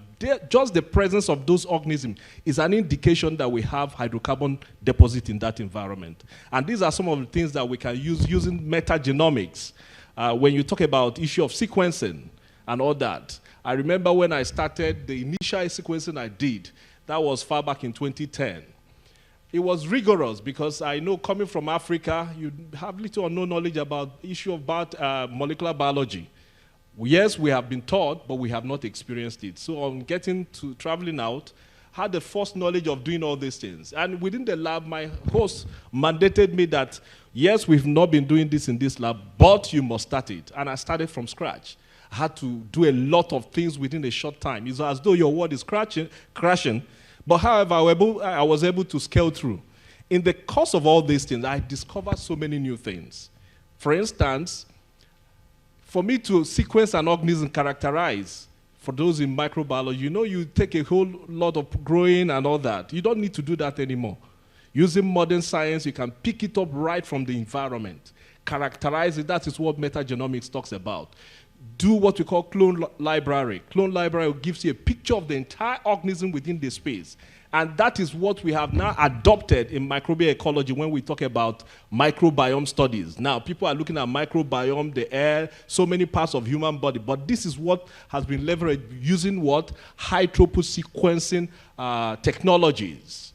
Those are part of what we have actually achieved. Then on environmental biotechnology, I also like to talk about issue of sequencing. Now, most of us do a lot of sequencing. I remember back then in 2010 when I returned. I was one of the first persons that uploaded our gene sequences from Covenant University. By the time I was able to do that, I found out that some of my contemporaries, colleagues, are still struggling in that line. Why? Because of issue of the innovation and things they do in the developed country, which we need to catch up. I always tell my people, there is no Nigerian science. Science is universal. Either you catch up or you're left out. So by the time we started, before you know it, I was forced to learn about so many softwares. I'm not a bioinformatics, but I had to learn it in the course of my PhD. I have to learn how to use codon aligner. What BioEdit came up recently. Stuffit expander. I mean, these are some, I'm not a computer scientist, but I was forced to go and learn it. And in the whole thing, I found out that it's possible to learn, do bioinformatics, even without having a good knowledge in computer science. With that, I've been able to process high lot of what sequences, and so many have been contributed from Covenant University. Why? When these things are up there, so many scientists can actually mine it and use it for so many processes. For instance, let's use issue of COVID. The time COVID came to Nigeria, within a space of less than 2 to 5 days, Professor Happy was able to create the sequencing. How? Because he has the technologies there. If you come to the issue of diagnostics, you find out that by the time I'm talking from microbiology perspective, it takes a lot of time for you to grow an organism to identify, to actually start doing antibiotic sensitivity testing in the lab, to tell you the type of drugs you take. But using these modern technologies like metagenomics, when I harvest the entire genome, I can do so much on the dry lab, I mean on the sequences. I can test for my antibiotic resistance. I can also check for the type of proteins where those drugs can bind right on my system. These are things that we couldn't have done before, but these are things technologies have enabled us to do. And in terms of prompt diagnostics, this is no longer where you're suffering from malaria, you're treating typhoid fever. No. These technologies will tell you real time what you have. For example, we now have real-time PCR. By the time you sequence an organism, it will tell you within a space of 2 to 5 hours what exactly that thing is. And when you apply the right treatment, you have the right answer. For instance, in COVID, what's the unique thing about COVID? COVID came, every person were running away. It shook our entire landscape, our economy. But just prompt diagnostics is what actually gave rise to people knowing what COVID is all about. Because there's always a fear when you don't know what you're working with. COVID came, people were afraid of so many things. By the time the sequences came, they found out that it belongs to the coronaviruses.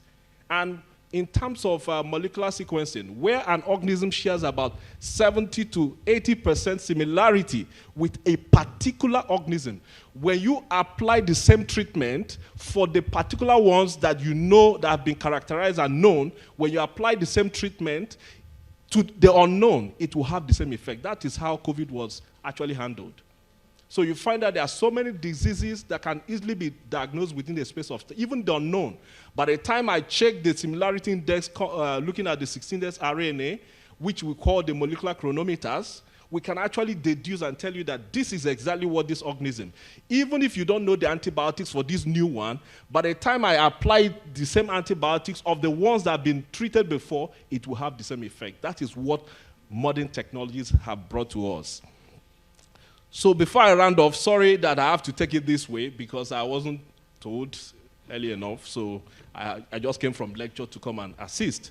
So in terms of prompt diagnosis, like I mentioned, like HIV, hepatitis treatment, we found out that using modern technologies now, we can actually do rapid diagnostics of those diseases, and at the end, we have a better life. So beyond like what they've said about issue of technologies, the major issue around this is the ethics behind it. There should be ethics around all these things because, for example, people have not really come to realize how exactly COVID came to be. There have been so many conspiracies. Some said it's China. Yes, all those things are possible because you may have a good mind. Not every scientist have that. There are persons who believe that they are out to dehumanize human beings. They can do that. The only thing is to build in ethics in whatever we do so that we have checks and balances whenever we are manipulating biotechnology or using biotechnology to do a lot of things. Biotechnology, like I said before I round off, is a major thing that can actually open up the fortunes of developing countries. Example, Nigeria.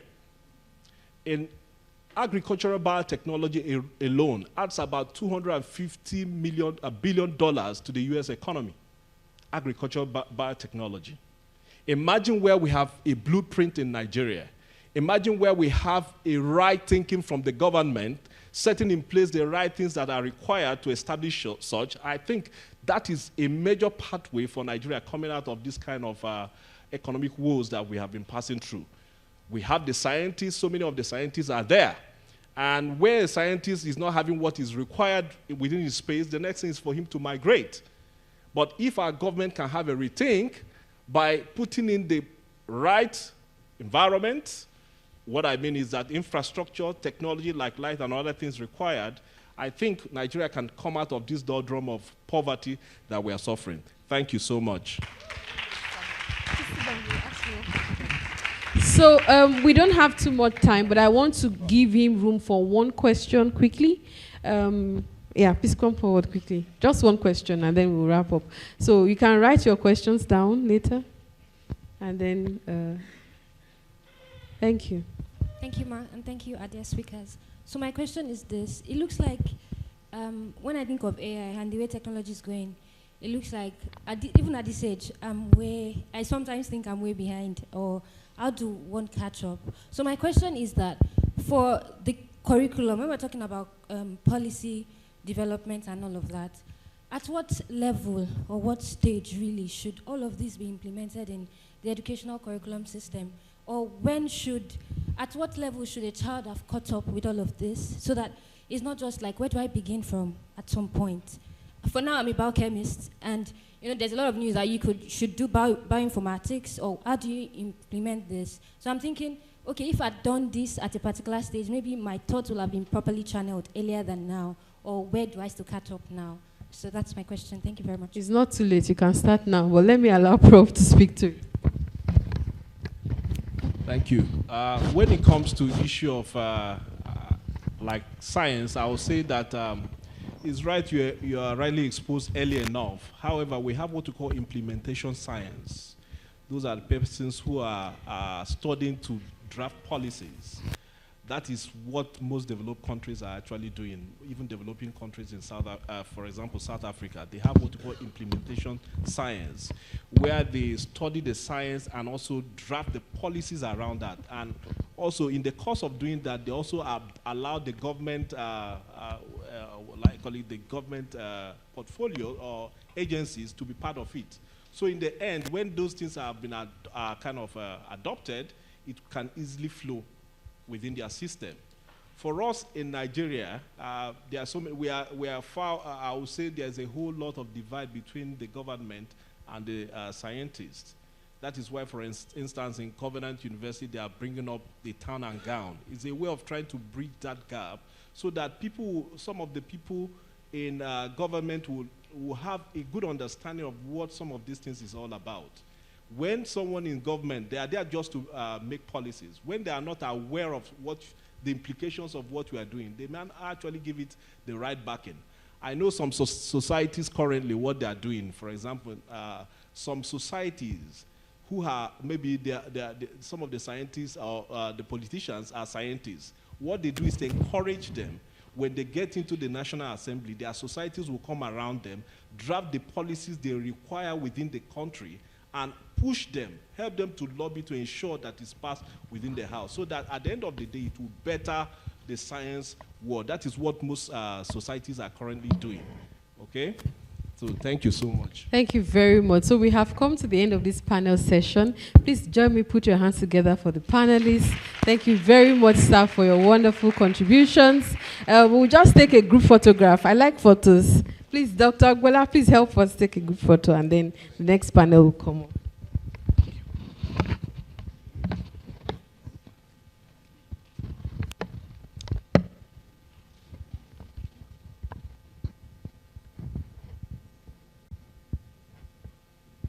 Thank you very much. Please, our hands together again, and let's appreciate the moderator and members of the panel. Thank you very much. We have encroached the time allotted for the next panel session. But we'll quickly empanel that team right about now. And the moderator for the second panel session is Dr. Kennedy Okpoko-J from Department of Electrical and Information Engineering. Our hands together as we invite him upstage as he brings up other members of the panel. Thank you. Permit me to stand on the existing protocol. I would like to invite the panelists. But meanwhile, we'll be discussing on innovation 360 with AI, from ideation to product generation. I would like to invite, first and foremost, Mr. Francis Odeyemi.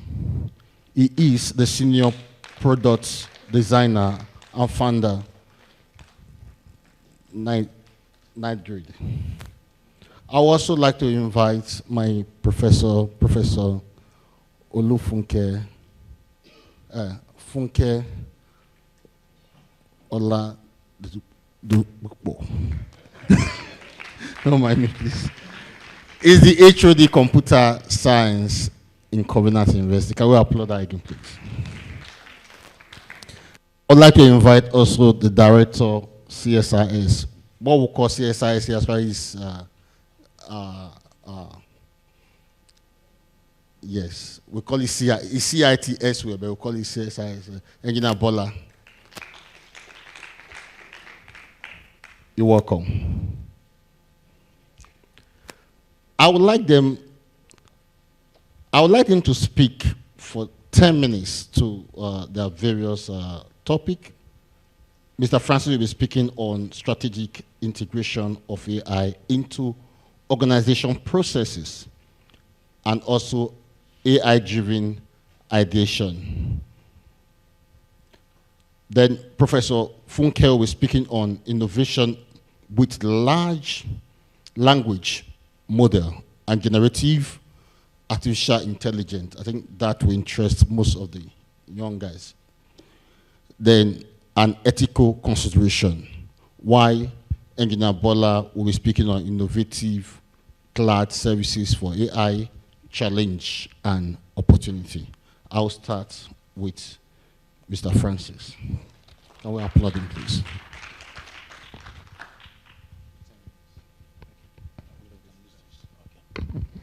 Hello, everyone. Hi. Okay. I feel like I can relate with us better, Abby. Okay. So, hello, guys. How are you?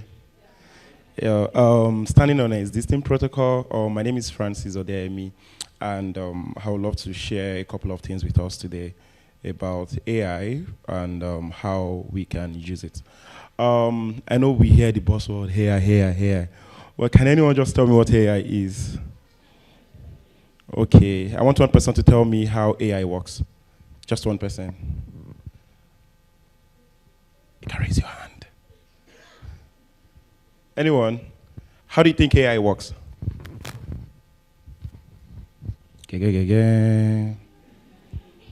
Okay. I will stick to time. Okay, you can just say it from, you can scream it.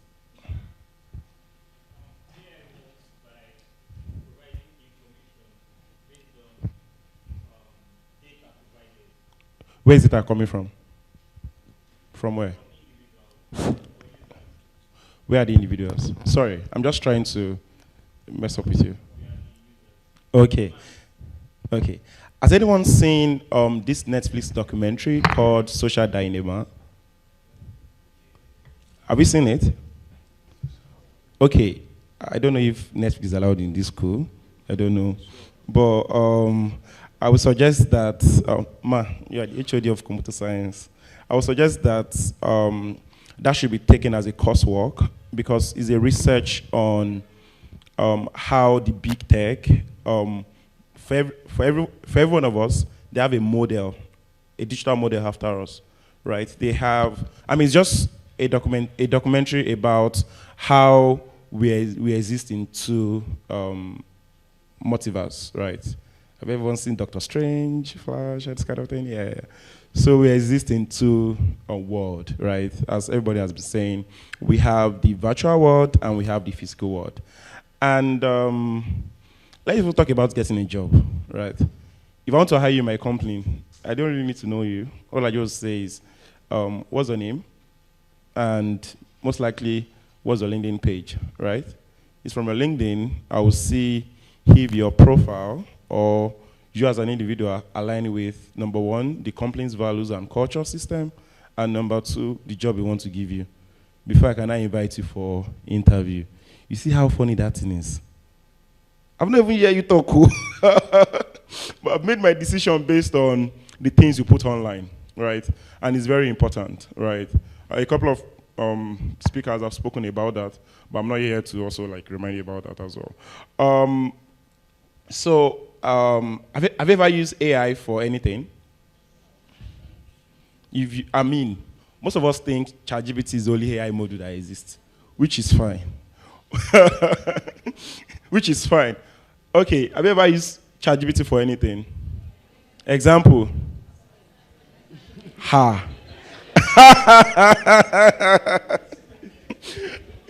Assignment. And what did you score? What did you score? 100%. Okay, I'm going to talk briefly about AI, how AI works. After that, we talk about product development process, where we dive into design thinking process, and how we use AI to optimize structural processes and idea generation. AI. So in every generation, there is always a groundbreaking invention and technology. Earlier, somebody said, shop it. There's always a groundbreaking technology. I was born in the 90s, right? And that was the earlier days of invention of the internet. You know that the internet we have today it wasn't invented for public use. It was invented for military uses, right? And even most of the technology we have that are mainstream today, they are firstly developed for military before we, get it, right? Because essentially, in every country, there is, sorry, I don't like this. Can I move around? Thank you. So I want to be able to connect with all of us, right? So for every groundbreaking technology we see, there is always something. There is always a why. Why this have to happen? Why this have to be done? In 1990, the internet was discovered, or the internet was invented, and we have the likes of Web 2, right? Or Web 1, which is just read only. You cannot interact with the internet. You can only go there and read. After that, we have Web 2, which is HTML, where the era of blogs, Naira Land, all those things came, where you can only go on the internet, read, and share your comments. Now we have Web 3, where you and I can contribute to the internet, where you and I can own things on the internet like NFTs, blockchain, and all this. I'm saying all this to say that we are now in the era of AI. So technology is just a tool, and we define the way we use technology. Technology is neither good or bad, but it's defined by we, the users. What instructions are we giving technology? What instructions are we giving the AI? What are we using the AI to do? Think about your AI module as a newborn baby. Your newborn baby only imitate whatever you do, not what they see you say. Even as a life cycle of a baby, most of the things we do today, or most of the things we do consciously or subconsciously, is based on what our parents, what they do in our presence. And that's how AI modules work. It's whatever you tell the AI to do, Whatever I see you do, that it does. Last week, this week, something happened. A research took place, or there is a breakthrough in research where they've been able to develop a model that literally, that can know what you think. Yeah. Just go online. What do you say? Yeah, literally, go on this YouTube channel called Code Fusion. It's just a recent video you uploaded. And Meta and other scientists are at the front of it. Like literally, it can mimic everything you are thinking. And they've been working on it for 15 years. Literally, it can tell you how, what you are thinking, know your thoughts. And one of their defense is they were able to know anybody's criminal action before they perform it, so they can stop it. But it's a lie. And this is a faith-based organization. This is a faith-based school. And essentially, as Christians, we need to rise up to take our priesthood, right? We know this popular Bible verse, we are the royal priesthood, the holy nation, What are we doing with our priesthood? What are we doing with that God-given ability that God has given unto us? How are we developing ourselves? How are we taking all this learning serious? Because if you see people at the forefront of this technology, they're unbelievers. And whatever they produce, we consume. So, and thank God for Covenant University because awareness, solutions start from awareness. And awareness brings conversation, and brings ideation, and brings solution.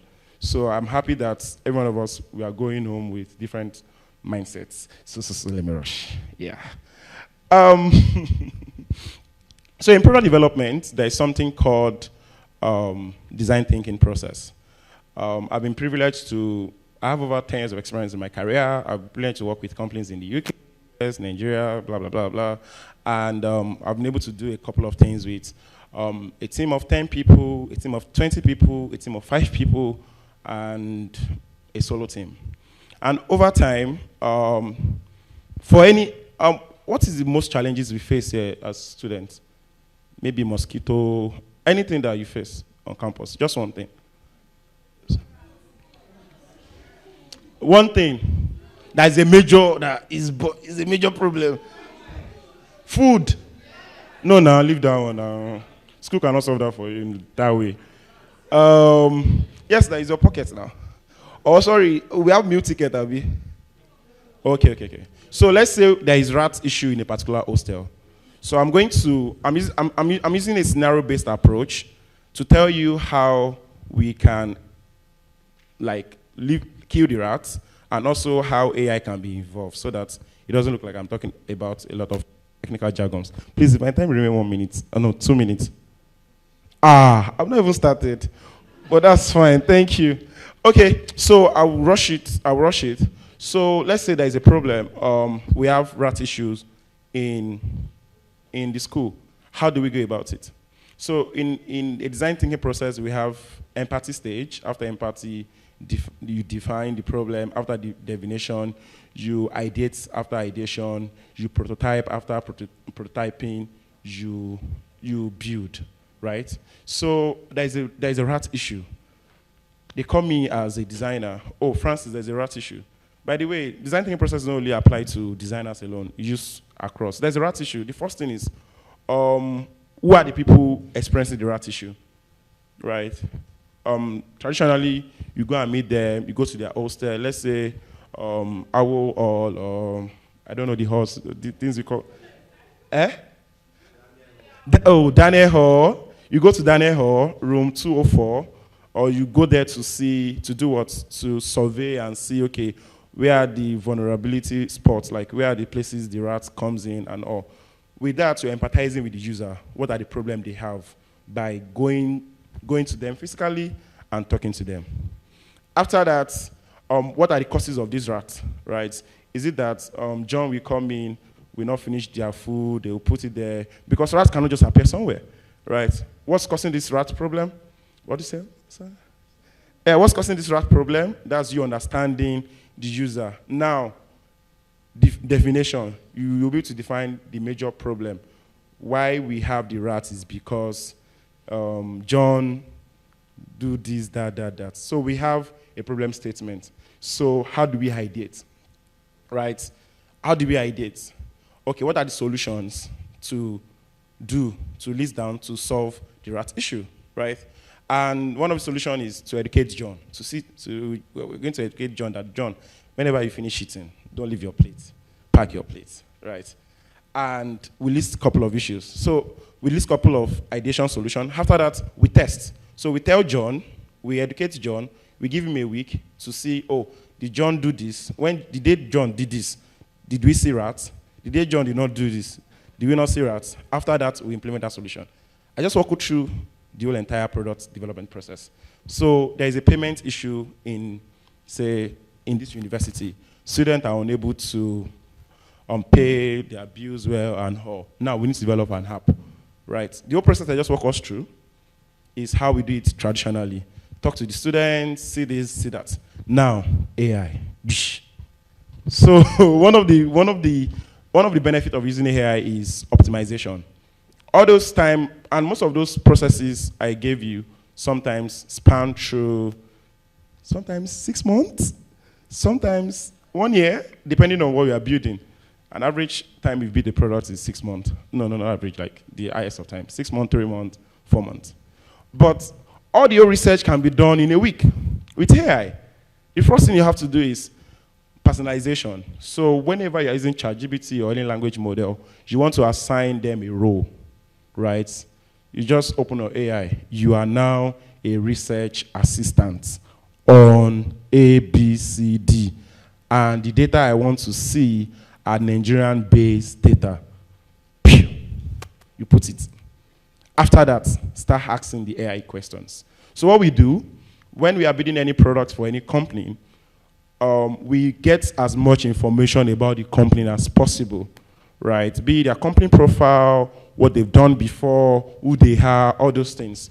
We arrange them and we set those information as set of instructions for any AI models we are using, and we train the AI with those information. After that, we can now ask the AI specific organization question based on the data we've trained the AI with. With that, we're able to bypass user research. It's okay. It's very good. The best way to get good results on any product, talk to somebody physically. But when you have time constraints and all, AI is very good for primary research method. After that, with AI, we get the data, we prepare pre-RD. Also, in preparation of pre-RD, instead of spending a lot of time, pre-RD is called product requirement document. When you want to build a house, there is always, the Bible says that if anyone wants to do anything, count the cost. Yes. When you want to build anything, there's always a process document that guides both the designer, the developer, the QA engineer, and all these people, right? So we use AI to generate that document. We have experts in-house. All you just have to do is cross-check. Does this align with what we are talking about? This, that. That will have taken like a week of work, but with just a day or two, that is optimized, and we ship for development, right? Yeah, I'm done with that. So my time is up. So about process of optimization, most of us have online lectures, long hours of meetings, and all, right? I averagely have like 7 to 6 meetings every day. Today, because I will be here, have to cancel them and I'll still go back to them and work, sure. So most of the time, I can't keep up with those meetings. What I do is I assign an AI assistant. You can attend some meetings for me.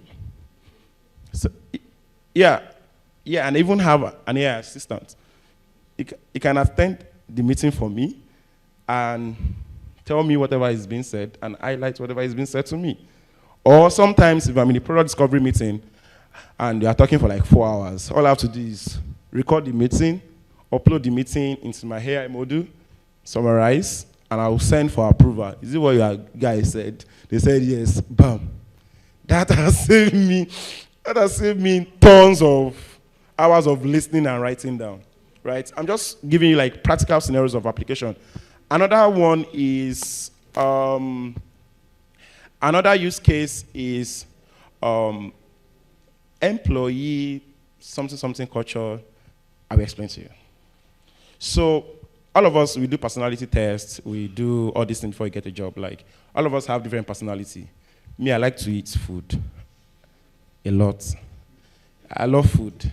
And I love to, so my company is 100% remote. We don't see each other, everybody's remote. And how you know how somebody's feeling is how, when you see them. And most times, most people don't like to turn on video. But it's part of the culture policy that you have to turn on video. Most people don't like to turn on video. So what do? I kind of have a way we get data of, okay, this person is like this, person is like that. So I'll just go to our AI system and say, okay, how do I engage with this person with this type of this. Once I have that, I don't need kind of conversation to start with them. I don't have to overthink things. It doesn't have to suit my kind of personality. What's that? It has to suit my kind of personality. But with that, it improves the way I communicate internally, also improve the way I communicate externally. To round up, AI is an enabler. And AI is meant to enhance what we do and meant to enable what we do. We define the cost of AI. Another technology is coming. Another technology is already here, which is called XR, like augmented reality and virtual reality. Like, I have experience in that. And for example, this conference as we can have it in the metaverse. The same way we have in this conference here, I can literally be in my room with my Oculus glass, and I'll literally be speaking here. But I don't think there was an option for that. I don't even have to come here. I'll just have myself on the screen, and I'll be talking to everyone. Hologram technology. So as this new technology comes in, we need to intentionally educate ourselves. And finally, the school has started doing a great job already with educating us, but I would suggest and advise that we should have more of this conversation, maybe quarterly, maybe once a year, so that everyone can be informed. Thank you. Can we applaud him? I will invite Professor Funke. Thank you. Yeah.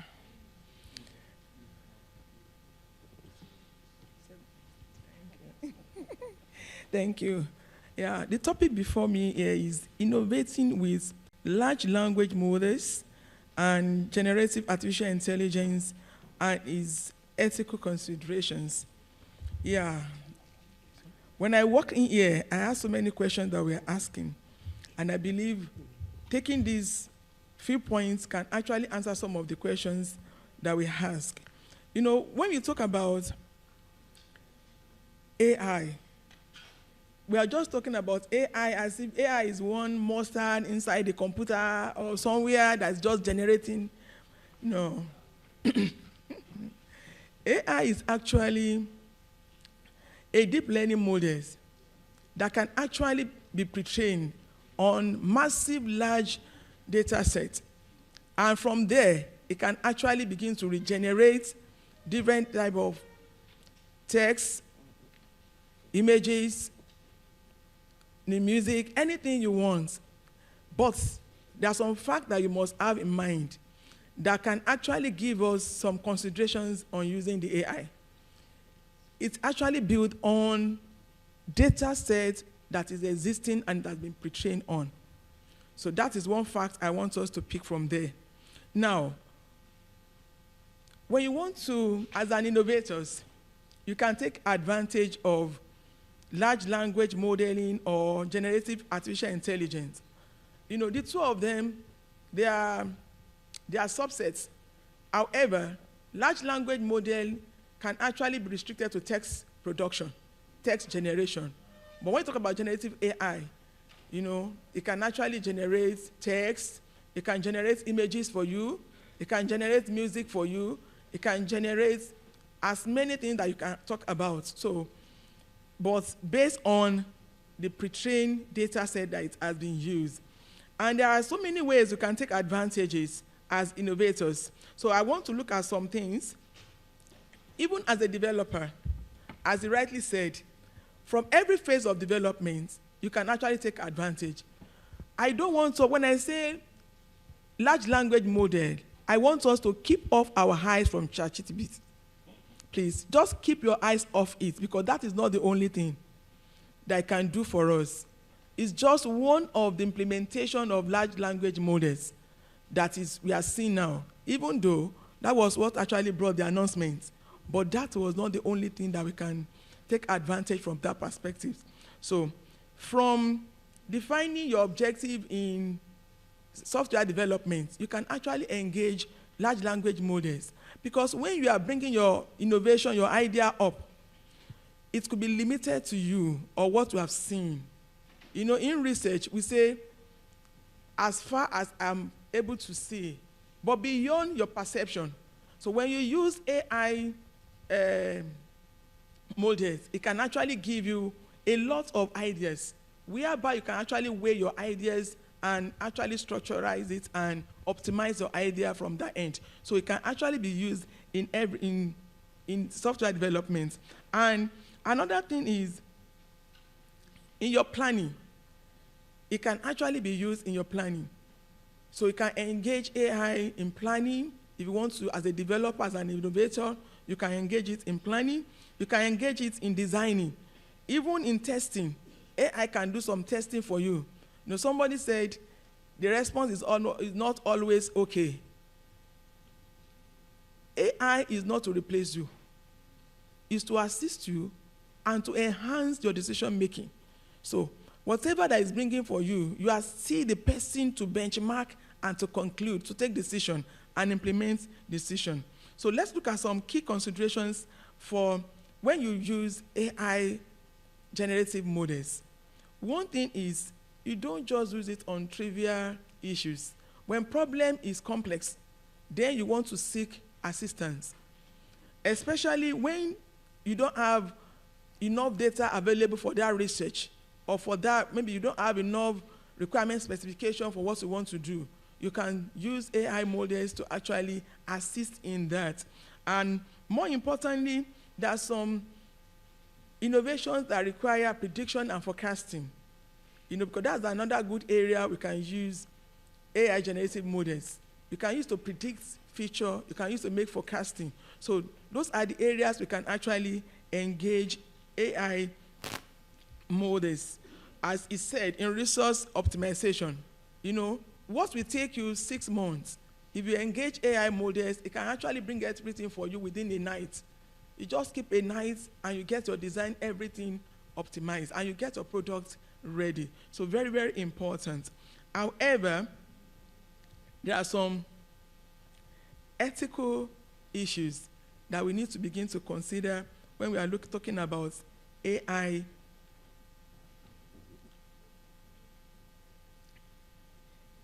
assistance. You know, as we have ethical considerations in research, so also we have, because of the limitations of AI generative models, as I've said earlier, is a pre-trained model. So the quality of the data determines the quality of the response. It's garbage in, garbage out. And a lot of things has to be taken into consideration. The first thing is the bias in language model. You know, your generative model can actually inherit the bias in the data set in giving you responses. And those are some of the things that we are seeing, that the response is not always okay. And that is why when you have such issue, you need to sit down. You know, AI is not the end to life. Your input is you still need to put your input in to be able to look through whatever is given to you, read through, and begin to arrange it and make use in the right perspective. Also, there could be fake content and manipulation. That's another ethical issues in AI. You know, when AI is giving you output, it can be manipulated, because it's what is taught that is being pre-trained on that is giving you. So you can see somebody's image eating, and he has never been to that eatery before. So it's possible. You can see somebody in somebody's bedroom. They have never met. So it's possible. So those are the ethical issues that we can have, consideration that we can have in using AI, you know, generative models. Once you push it, it will give you something. But that may not really be what the truth of the whole matter. So you might need to, there are ways of doing that. You might need to take some measure to ascertain the quality and the authenticity of the response that you are given. Also the privacy concern. There's what we call data privacy, data security. In the process of using your generative AI, it can actually give you some private information about individuals. And by the time you use it, you can be charged for it. So those are some considerations in using AI generative models. And there are so many other things. Because of our time, we might need to look at those things and put them into consideration.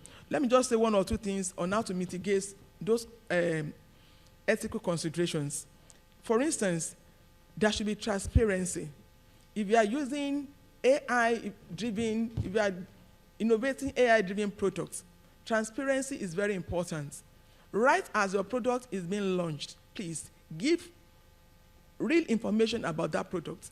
The source of every data, the source of everything that you are using, let there be transparency so that anybody that is taking advantage of that product can actually have the clear understanding of where this product is coming from. That is very important. And privacy also, you need to implement robust data protection measures, at least to keep some private data privacy like encryption, decryption. Little ones can actually be on top of your softwares in order to be able to maintain privacy. And at the same time, let me talk about security also. You can implement strong cybersecurity measures to protect AI models and use user data sets. You can do that. There are some security measures before you can access it. Maybe one or two things could be asked from you for authentication. Lastly, let me talk about user consent.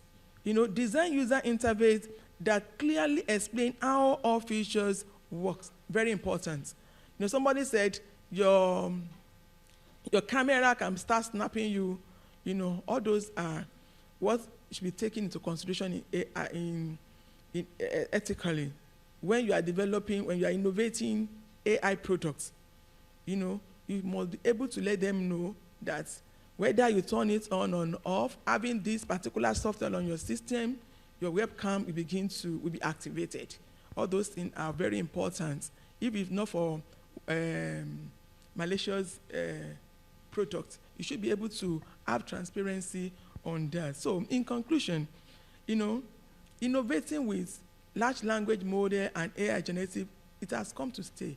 And it's really important to optimize our products development in every area. There are so many areas you can use this. Even in customer, something you can use to know your customer better. So that when you are bringing your product up, you want to personalize your product for the users. So you can actually take advantage. But one thing I want to drop lastly is it has come to stay. We are the one that will step up at that particular challenge. However, it has not come to replace human being. Thank you. Thank you very much, ma'am. So we'll quickly go to Engineer Bola. He'll be talking on innovative cloud services for AI, challenge and opportunity. Thank you very much. I will try as much as possible to work with the time.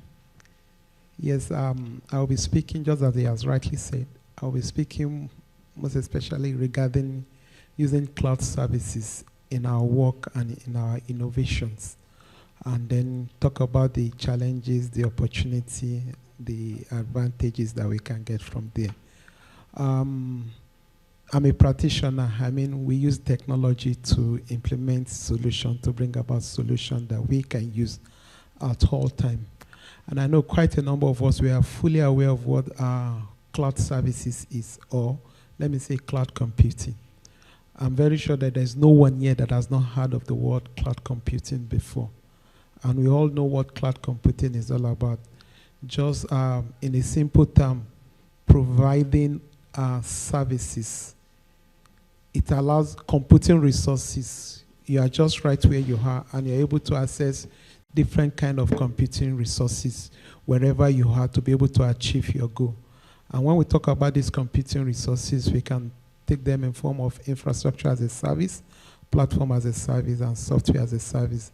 This can be further broken down, but at least these are the primary ones that we talk about. And we also can talk about the different cloud provider. I'm mentioning this just like an awareness to us, and then so that we can also take advantage of these resources in our innovations. As a student, these resources are available for us to use and to be able to innovate with them. They are not just there for decoration or just for being their sake. We need to take good advantage of these resources. And talking about cloud now, so we know about AWS, that's Amazon Web Service. We know about Azure, that's the Microsoft Azure. We also know about Google Cloud. So we have quite a number of them, but I've just mentioned these three major ones. I know they are the most popular one. Talking about Azure, that's the Microsoft, Google Cloud, and then AWS. Looking at this platform, there are quite a number of resources there, AI resources now, to be more specific, that we can use for our work or for our research or for our innovation. That can make us bring about different kind of product as a bioinformatician, as a biotechnologist, as a computer scientist. There are different tools that is available for us to use there. And thank God for this same AI that we are talking about. You can take advantage of this. You can go to ChatGPT, like it's rightly said.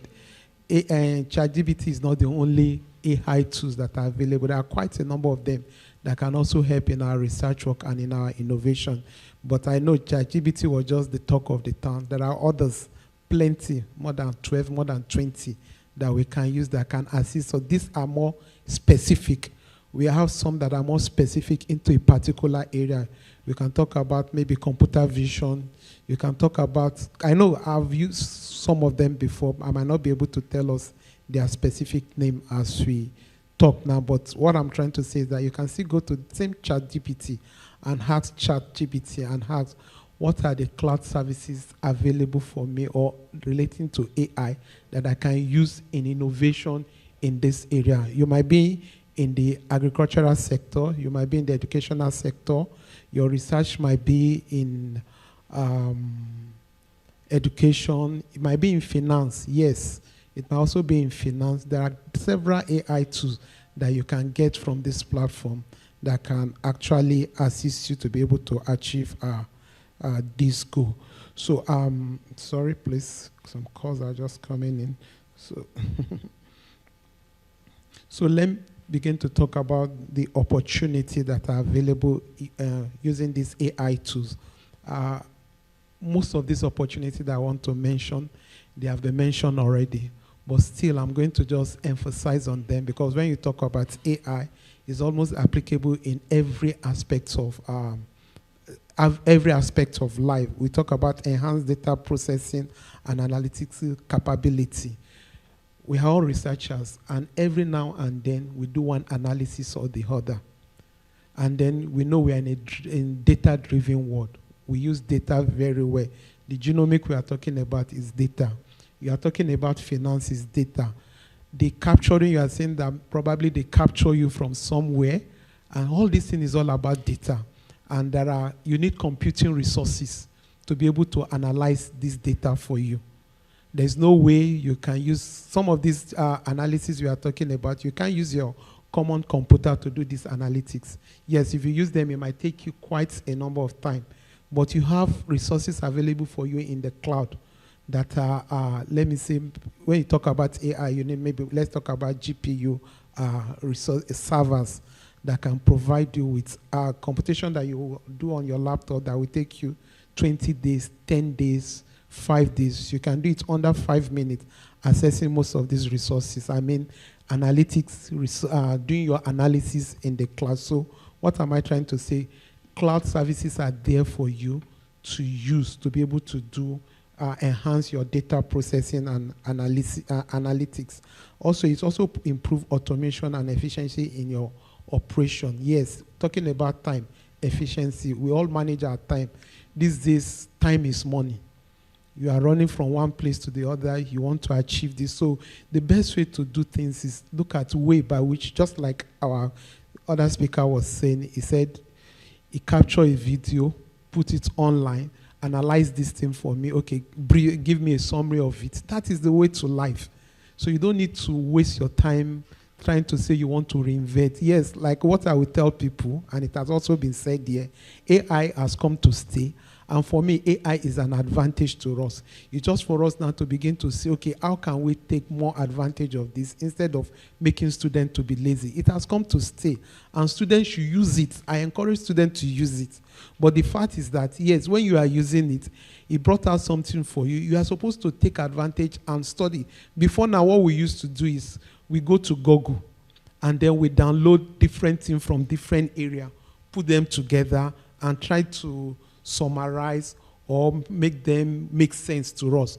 But now, ChatGPT can help us to even summarize things, bring things together, instead of us trying to get from this side, add together. But this will help us. Or sometimes it gives us a structure that we can follow to make our own write-up. But it doesn't necessarily mean that you must take everything there. Like we know, some of those things there are not true. So what am I trying to say? Efficiency. So we should take advantage of this AI tool for our efficiency, saving time. But at the same time, when we get these resources, when we get this knowledge, we should not just go submit them. No, we should digest them. We should read them. We should comprehend them so that it doesn't make us lazy. You can be at anywhere.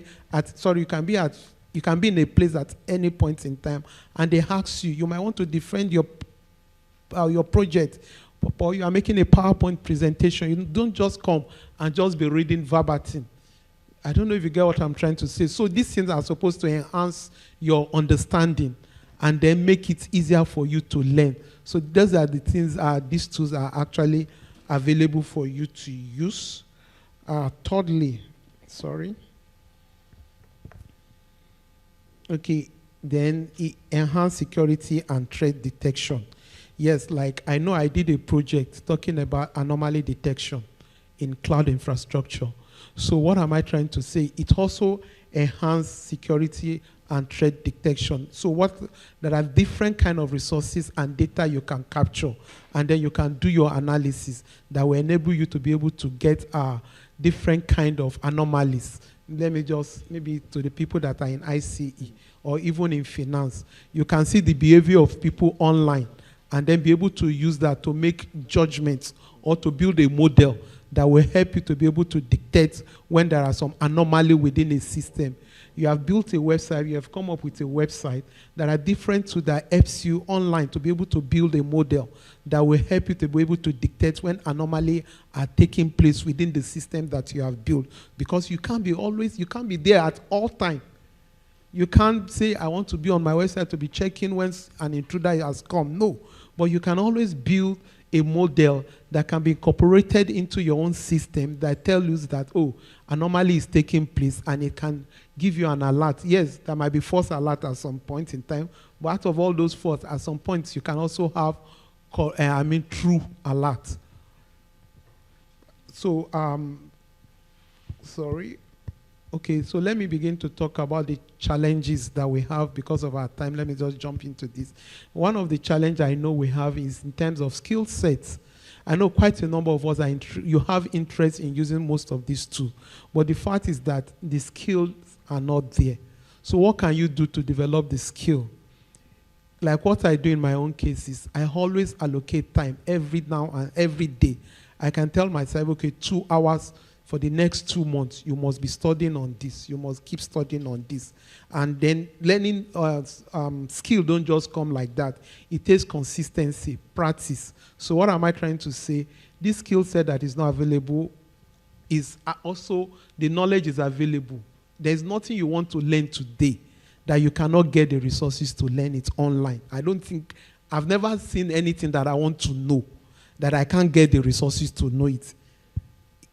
They are always there. So identify the skill that you need and then go to your internet. Thank God, Covenant University, yes, internet, you have internet. You can always use these resources to get you can always use this internet to get any form of resources that you want, because yes, you want to use this skill, but you don't have the knowledge. Or okay, some of you don't even know what skill do you need in your area of research. That's another place where chat can help you. ChatGPT can help you. Okay, what are the skills needed for me to develop myself in this particular area, in AI, in other area? So ChatGPT can help you, and then you get the resources online. All about that. Then the issue of ethics that we always talk about. Ethics is everywhere. Regulation. So that data that is not supposed to be given out is not gotten, or data that is not supposed to be revealed, some other persons are getting it. We need to also be very careful about this. Thank you very much. Thank you very much. Can we applaud them, please? At this point, we'll go to the question and answer session. Do we have questions? Okay, I have one.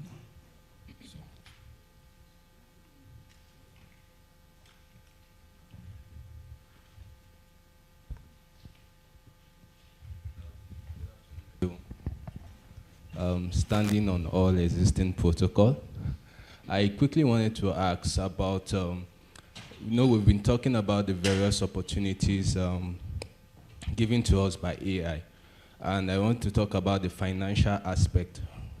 Since data is let me just say, the basic unit of AI, are there opportunities for individuals to sell their data to all these AI companies?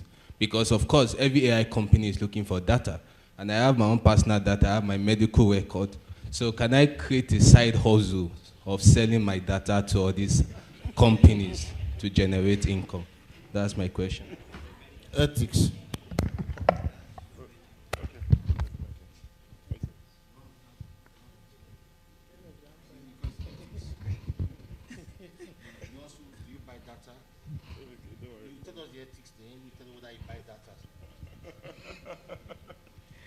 Yeah, thank you. When we talk about AI generative models, as he said something the other time, that, no, it was the previous presentation, that you should be careful the way you play on the internet these days. Because most of the information, AI is capturing, they are free, free gifts on the Twitter, on the Facebook, on your Instagram that we have deposited there.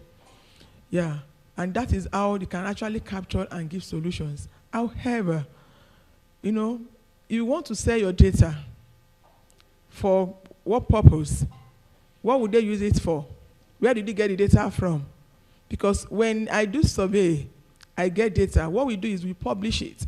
Because in publishing that data, it shows to us that there is an ethical, consideration that you have taken before you can actually get that data. So selling information about yourself, to the public, there are so many ethical constraints you have to take in doing that, and I don't think is advisable. Yeah, that is the truth, because of some ethical conditions that could be attached to it. Thank you. Do you buy data? So again, I don't think there's any data about yourself you want to say that these people don't have. I don't think so. So, but maybe what you want to ask is, how do you make money online with data, right? So, there's something called usability testing, right? So companies always look for people to test the product for them. In that process, you can be a tester, right? Meaning that, let's say Microsoft want to launch a product. Before they launch any product, they reach out to a bunch of users for usability testing, and you can earn as much as $100 per maybe 2 hours, 1 hour.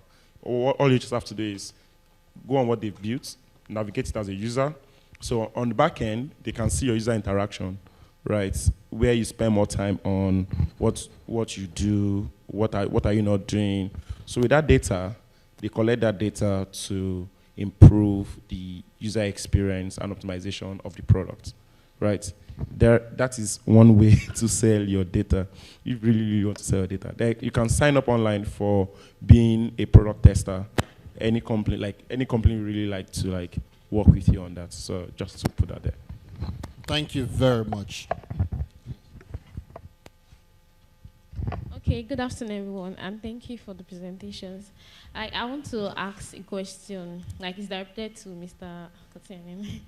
You said I can actually have a recording. You know, sometimes we I have some classes that I attend online, and I might want to do a recap, but I still have other classes that I need to attend to. So you said there's a software that I can just take the recording, so and just give me it's just me an highlight of what is it. So which software is it? So I can. So there are a bunch of softwares. I use Otter AI, OTTER.ai, right? And I mean, just go on Google, type video to text AI, anything, you get it there. What it does is help you optimize all long hours of reading and just narrow it down to like, okay, these are the things you need to bring out of this. So, yeah. Thank you. More question? Yes. Okay. Okay. Yeah. Like he rightly said, I don't believe you own a data. And like we also said, ethics. Because the data you are saying you have, there are some people's privacy or people's information that you just gather from different sources. Well, it all depends. But I believe in terms of finance, okay, maybe your own company's finance, or maybe your operation, or your customers. So you don't own it like that. And then you cannot just say you want to sell it that way. You can keep it for research, and that's why you need to have some consent from your user. And that's why the issue of cookies also come to play, because like those people capture those information without you knowing. And then you have accepted that they can share it, or knowingly you have accepted. So those people can share. So it depends on how you generate your data. That you can answer, this belongs to me, I generate it. And before giving us such data, there are some other ethics that you also need to put in place, consideration. So at the end of the day, it might become yours, but you need to do your findings very well. Don't assume that you own those data like that. Thank you. Thank you. And that's why all the AI generative models, they don't buy data. They go for big data online, because once it's online, it is open. Thank you. Okay. Yeah, thank you for this presentation. My questions are just toward responsible AI. One thing we have learned today is that AI is is being trained by the data that we provide to it. So how do we make sure that the AI, or are there any policies that is available to companies building AI products, making sure that those AI products are not biased, are not discriminative? Because I've used products that are biased, let me just put it that way. And if products are biased, I believe that is in data that they use to train those products. So is there any way you try to remove bias or discriminative data points from the data you use to train an AI model? That is one. Then another thing, I want to direct this question to Microsoft. I hope it's still here. I remember when OpenAI started, it started as being open. GPT-1, GPT-2, they are all open sourced. That you can access, the models are free. In fact, the equations, the mathematics, everything is free. But now, moving on to GPT-3, 3.5, we don't even know where they get the data to train it. He just told us that it was trained with probably billions of web pages without even getting their consent. We don't even know how you got those tests you used to train ChatGPT. We don't know the workaround about it. We just use it. And I think for individuals, we should be asking questions that what we are using, is it responsible? How is it being trained? Is there bias in it? Is it discriminative? How do we ensure that what we are using, the AI we are using is responsible? Thank you. Okay, so your first question, to just nod if I get it right. How do we remove bias from AI system, right? So there's something called product localization, right? When I used to work at Samsung, anytime there is a new product, say a phone or whatever, from the headquarters, when it lands to Nigeria, we need to rework on a couple of things, especially design-wise, right? We need to localize it to our quote-unquote Nigerian English, We need to use black people image to advertise the products, all those things, right? To what? To speak the language of the audience so that they can buy the product. Okay, let's use ChatGPT for example. ChatGPT is not built on Nigerian data or just Nigerian data. Go on ChatGPT and ask what is Agbalumo. You might get a might get a response, but not a Nigerian response. What am I saying? Training of these language models helps a lot. How do you train language models? Localizing those data, meaning that I believe that in this school we have a knowledge center, meaning that say projects hundreds of people have done. That is a training data. Imagine we have our own AI models in this, which I was even saying I'm going to propose, by the way. Gather some research data that we have that is organic to this organization, train AI model with it, and outsource it to other university. So how do you remove bias? Policy, right? We work with people in government to the same way we have constitution. Every technology should have constitution. Used to hear issue about EU and Apple. The EU, they have their own regulation. If you like, be the biggest tech giant in the world. They have what they allow and what they don't allow. If you go to some particular countries, WhatsApp does not work until you use VPN. Why? Because there is a body, or there are bodies in place that this has to be done, and it has to be done. And that is why it comes to the issue of accountability in Nigeria, even in the school system. What you are told to do, are you doing them?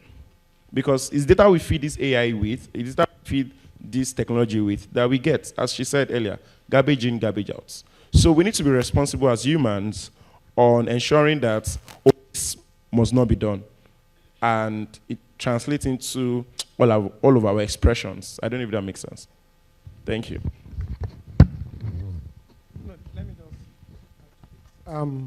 Just to summarize so that you can also get it better from what he just saying.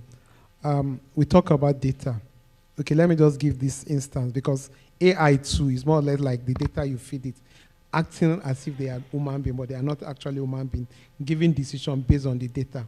Whatever I'm saying today now is based on the knowledge I have before.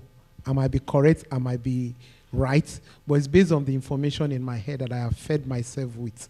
So the issue of bias now, there's nothing you can do. The only thing you can do is to ensure that you are giving the AI or the model you are building, you are giving it a balanced data. Because like it was said, someone that has not gone to another farm before can always say it's my dad's farm that is the biggest because that's the only information he has in his head. And other farm he's seen around his area, he felt it's my father's farm that is the biggest because he has not gotten to another place. So you would say that person is biased. But it might not be biased, it's just based on the knowledge he has. So the best way you can do so that the information you are getting from your model is not biased is to ensure that you feed the model with balanced data so that it can, you get what I'm trying to say. Maybe you want to make, like he says something now about Covenant University. A data used in Covenant University to bring about some decision. If you go to use it in another university, it might not rhyme well with their own decision because it's centered around Covenant. So the only thing you can do is always ensure that you work with a balanced data. Thank you. Okay. Should we? Okay. The Microsoft. Okay. The chair said. The Microsoft is here, sir. Thank you. I know that the next section is somehow related to this also, but there is. We just need to be very much aware of the fact that what we are talking about here is the global world, okay? For instance, we are all, majority of us here, maybe we are Christians and so on and so forth. So if you go, one day you go out to ChatGPT and type, who are Christians? And it will give you insight from maybe the Middle East and say these are deranged people that worship one kind of God, that kind of a thing. This is because there's a whole lot of information people probably have written in that direction. And this is where you have the distinction between OpenAI, for instance, and maybe Azure OpenAI or Microsoft AI. Because the OpenAI is open, feeds information from the entire globe, and provides your answer. I lost my father-in-law. Sorry, this is very personal. And I said, we are writing tributes. And I said, let me see what ChatGPT will tell me. So I now said, my father-in-law is this age. My father-in-law is this number of age. He likes this kind of music, does this kind of thing, talks about the war, talks about that. Give me a tribute of, let's say, 250 words about him. Come and see story. What happened in New York? What happened in Canada in a music concert? In that, and I'm telling you. So I said, oh, so this is how this thing works. So OpenAI is open. You can have feeds from different areas. And this also talks about maybe the area when you're talking about bias. How comprehensive and how inclusive and how divisionary can the content be? And I think this is really also very, very important. So that when you're in OpenAI, you know it's OpenAI and it's that open. But when you are talking about the particular domain, for instance, earlier we were talking about security and issues about security, and I think to the corporate organization it's a very major issue. Because by the time you're trying to block one hole, another hole is opening from the others, because the same tools available to you is also available to the hackers and so on and so forth. How are you now able to protect a domain, let's say Covenant University's your whole infrastructure from a security point of view? So you need to be ahead of it, pre-train the environment. You use that word. You have to train the model. Train it about the Covenant University environment, and it's able to give you top-notch security concerning that environment that's limited to your environment. And this is where those organizations who have their own AI solutions, they are limited to the domain of that environment. So that way it's limited to information being fed from outside. In fact, there's no information being fed from outside. It's what you feed it. It analyzes it and gives you answer that will be very helpful to your organization, very helpful to you as an individual, because this is limited to you. That way, bias is somehow removed. A whole lot of things is eliminated. Thank you. Thank you very much. Can we applaud him also? At this point, we have gotten to the end of the session, but we'll also take a group photograph. Yes. Thank you very much. Okay, we'll take a group photograph.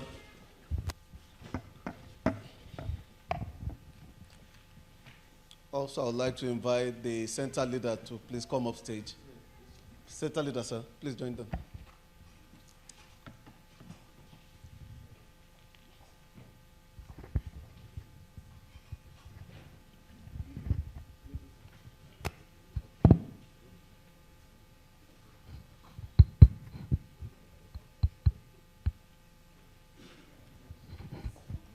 Thank you very much. Please, while we are still here, Dr. Kennedy Okupoje, for being a wonderful moderator.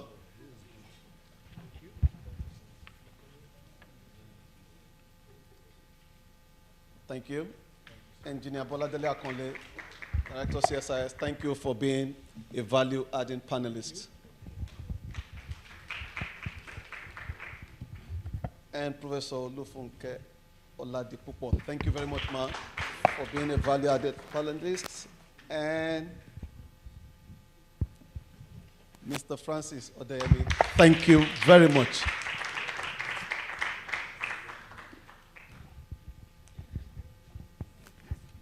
Well, I want to bring up stage Mr. Chuks Opaka. Please, sir. I'm still bringing you up stage for your presentation, but we appreciate your coming and being a value-adding panelist to our session. Thank you very much. Thank you, Chair. I was told there are two people you don't argue with, the referee and the priest. whatever they say is final. So I think as the master of events, I will draw strength from their roles as well. I want to tweak our program a bit. Immediately after one of our sponsor partners' presentation, we shall be taking 5-minute pitch from our startup personnel. Thereafter, we'll go for lunch and we shut down for the day. Instead of us going for lunch and coming back, I think that should be fine with us. Beautiful. So, without much ado, hands together as I invite back on stage Mr. Chooks for his presentation. Please, let's appreciate him.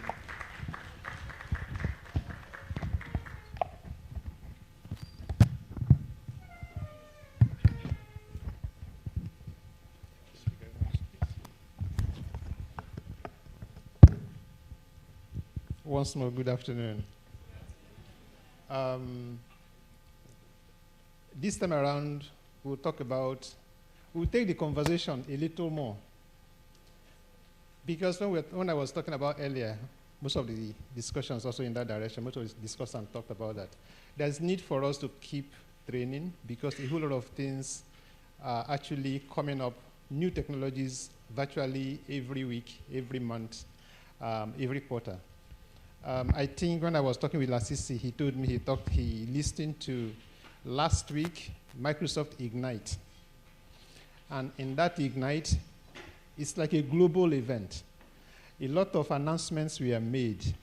And thinking about this Innovation Week, I just said to myself, there's no better time to probably share some insight on some things that I think will be very helpful to the entire team, especially those who are looking into research, who are looking into really solving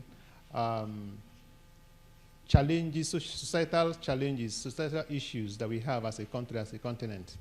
Because these are areas I think the AI and the code name for it now, not just the code name, but the name we'll call it co-pilot, okay, where it becomes very important. So once more, my name is Chooks. I am one of the go-to-market lead for Microsoft in Africa for Azure. Azure, the CI, Mr. Bola, Engineer Bola, what title they call your office again? CSI. So earlier they said he was talking about the hyperscalers.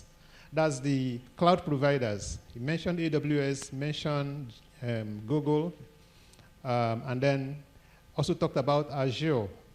So anyhow we pronounce it, but this is the #1 hyperscaler in the industry, in the world, and the most trusted hyperscaler. I tell people that Microsoft is the biggest IT company. We did not stumble into IT. We did not stumble into the solutions that we are delivering.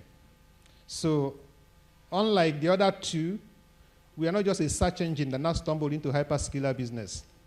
And we are not a retailer that stumbled into Thank you so much.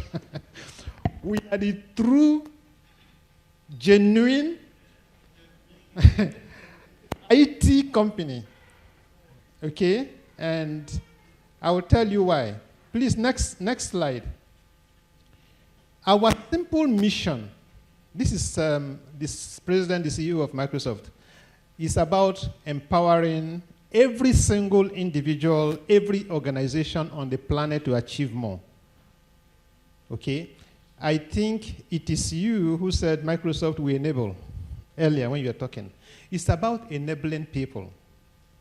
So talking about those who develop solutions in the biotech industry, in the nanotech area, in agri-tech area, every area you think about, how do we enable you?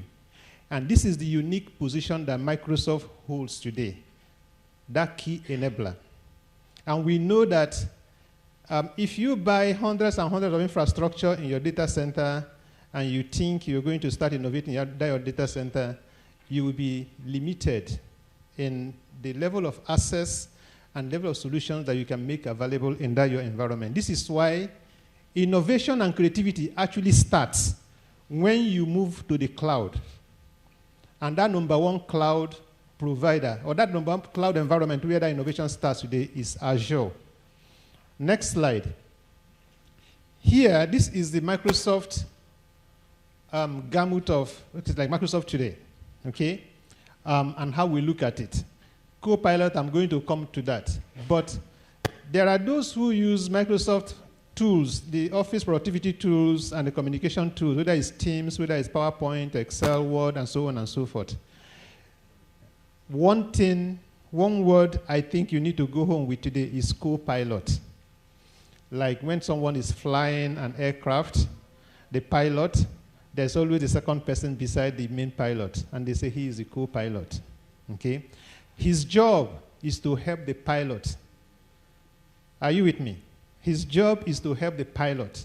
So today, if you're using Excel or M365, PowerPoint, Excel, Word, there's a co-pilot that you can tell what you want to do in your Excel environment, what you want to do in your Word environment, and your co-pilot, which is the AI we are talking about, that is already infused into it, will help you to achieve more.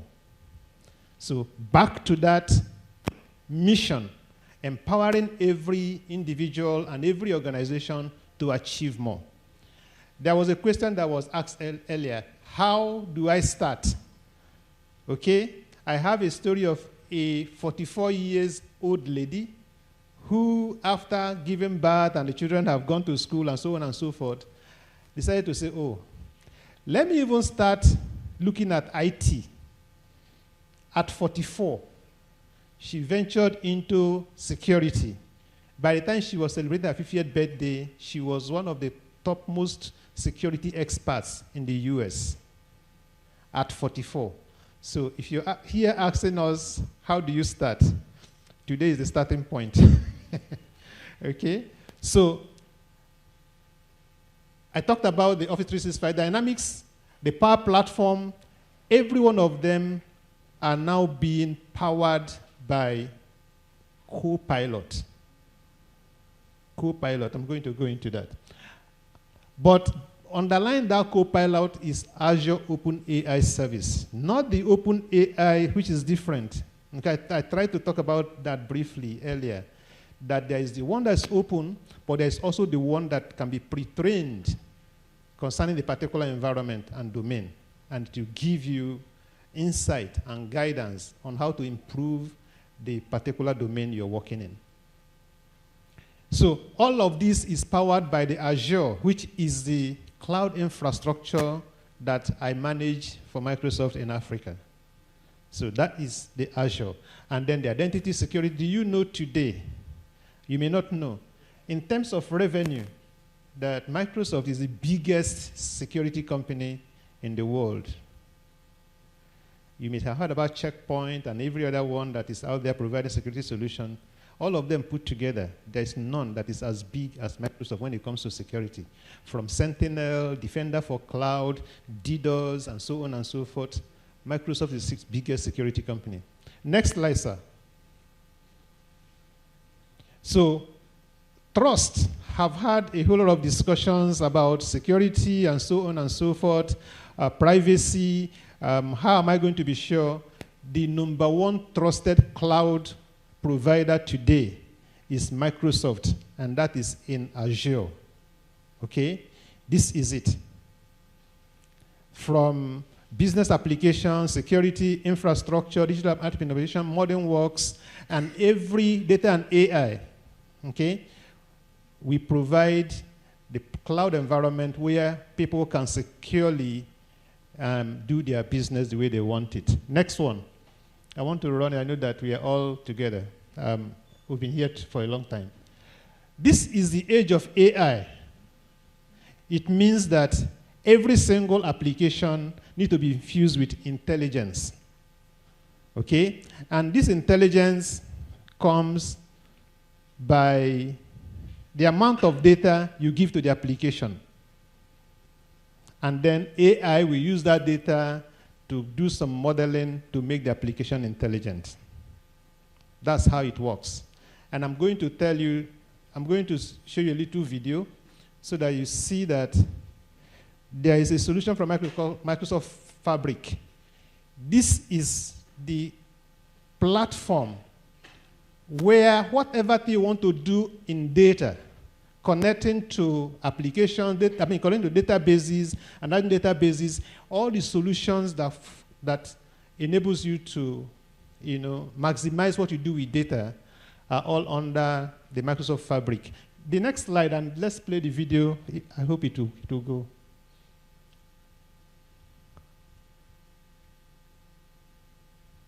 I need to increase the volume. Microsoft Fabric is redesigning how we work with data by bringing all your data and analytics tools into a single experience. With Fabric's Data Lake, One Lake, your teams can connect to data. It's just 1 minute video. It's not like a lot of... Okay, so that video was actually about the Microsoft Fabric. So it's okay if I can talk about it. So those who want to do analytics, those who want to do data modeling, those who want to do things like, have you heard about Power BI? Power BI.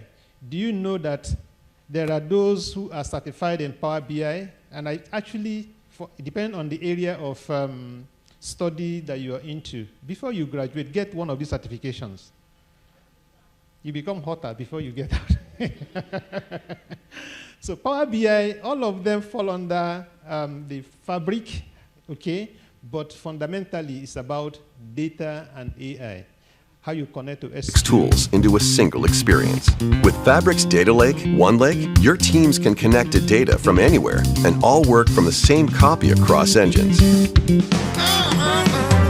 Your data professionals have all the tools they need, all in one SaaS experience to reduce the cost and effort of integration. Features like Direct Lake Mode in Power BI, which provides a blazing fast, real-time connection to your data, can save you time and cost while providing up-to-date insights. This intelligence can then securely flow to the Microsoft 365 applications people use every day to improve decision-making and drive impact. All backed by Fabric's tight integration with Microsoft Purview to govern and protect your data, no matter where it's used. AI-powered features like Copilot help everyone be more productive, whether it's creating data flows and pipelines, writing SQL statements, or building reports. And as we enter a future built on AI, you can unify, prepare, and model your data to support truly game-changing AI projects. All your data, all your teams, all in one place. This is Microsoft Fabric. So, anything you want to do with data, okay, which is the fundamental fuel for AI, Microsoft Fabric is the environment. Next slide, please. Okay, so gradually I want to go into the co-pilot conversation. Can you go to the next slide? So I've talked about being the era of AI, but this is really, or the age of AI, but I think it's actually taking us gradually, the innovation actually at the point where it is really where the co-pilot is actually what is helping us to drive those innovations. So we say, of course, the era of AI, but the age we are now is where we need this co-pilot called AI. Okay, so we are working.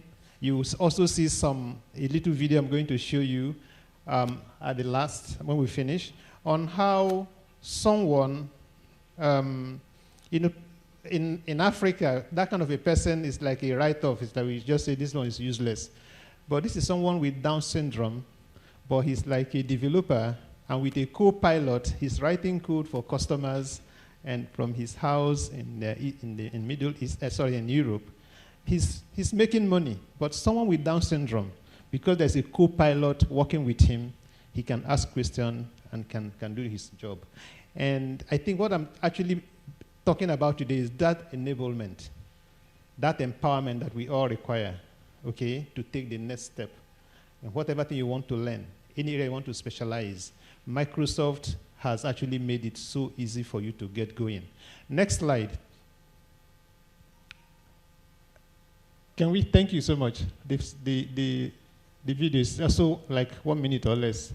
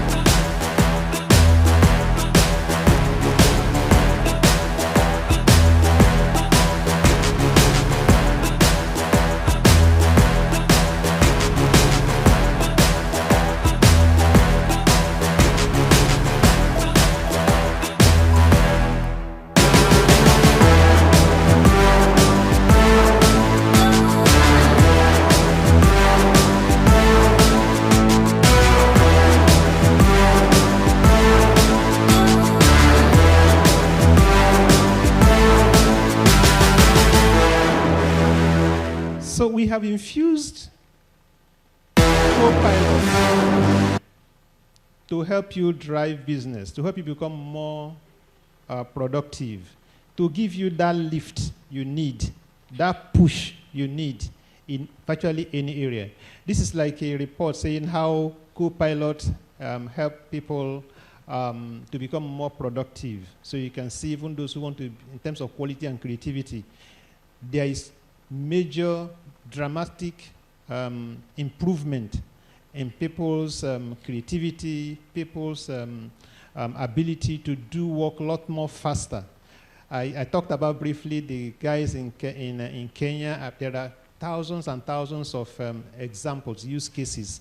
Pfizer, for instance, is able to use AI and to develop drugs a lot more faster. Okay, they're able to understand the right concentrate for the very disease they wanted to get drugs for. And normally what would have taken several years took less than 12 months for them to finish all that because they are using AI in isolating those drug concentrates. So in different areas, Copilot is helping individuals to become more productive. Next slide. I'm just running because, have you heard about those? How many people do software development in the house? Those who do development? You. Who else again? Yes, sir. So have you heard about GitHub? Have you heard about GitHub? Awesome.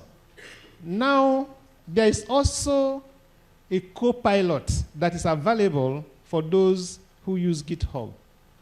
So meaning that you have AI machine available to you to support you, write one code, they ask you, what do you want to do? And then the next codes are generated for you. Okay? That is how beautiful this is. Do you know that up to 56% of repository codes that you can normally pull to do things, 46%, most of them are now generated by AI.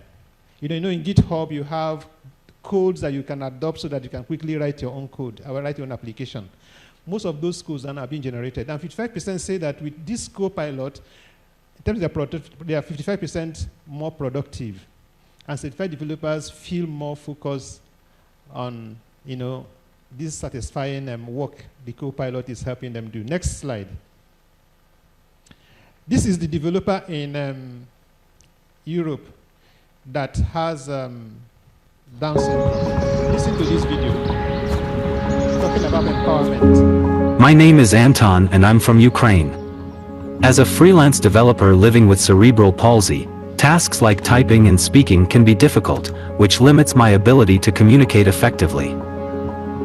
I realized early on that I was different from others and encountered discrimination and inequality at a young age.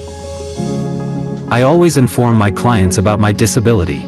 Moreover, I present it as an advantage because it provides me with extensive experience in solving complex and unconventional problems. When I first heard about GitHub Copilot, I was doubtful that it could handle such a complex task as coding, but I was surprised at how helpful and relevant the suggestions it gave me were. Because of my disability, it's easier to type fewer characters.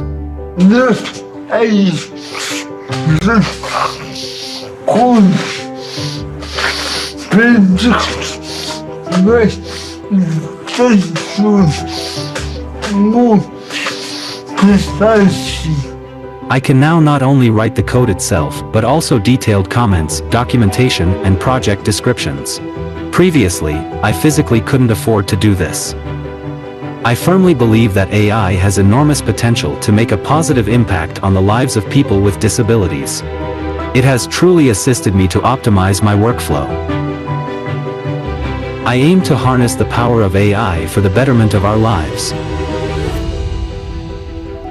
I added this video because there was discussion about the AI and the entire development going on. No, my name is... No, thank you. There was a discussion about responsible AI and how will we make it more inclusive, okay? Because those are the part of, if you're developing something, be sure that it's available to everybody, okay? And I think that video speaks directly to that inclusiveness of Microsoft product and technologies today. And this is the level of empowerment we are bringing, okay, so that people everywhere, no matter their race, no matter their tribe, no matter their nature, they are able to actually communicate and do what they want to do. So this is also talking about Copilot, how people save time, enormous amount of time in their work. I think there is, maybe we just talk about the last slide, or which one is, next one. Next one. Okay, so it's about amplifying human ingenuity with a Copilot for everyone.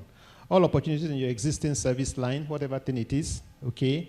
M365, there's Copilot. For security solutions, I talked about that because you can only secure your environment effectively, given today's level of pervasive technology, if you have a Copilot for your security.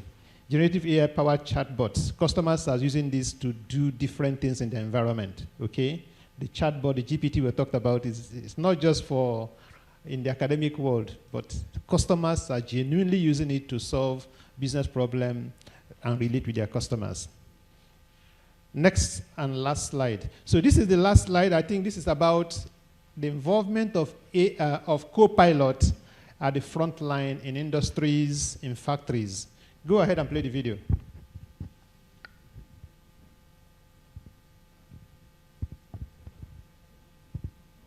We can't hear you.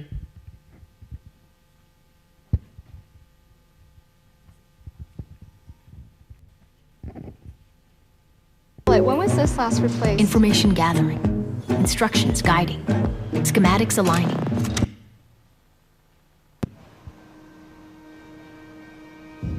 This is work. What's up, Mike? We're giving eyes and ears to AI.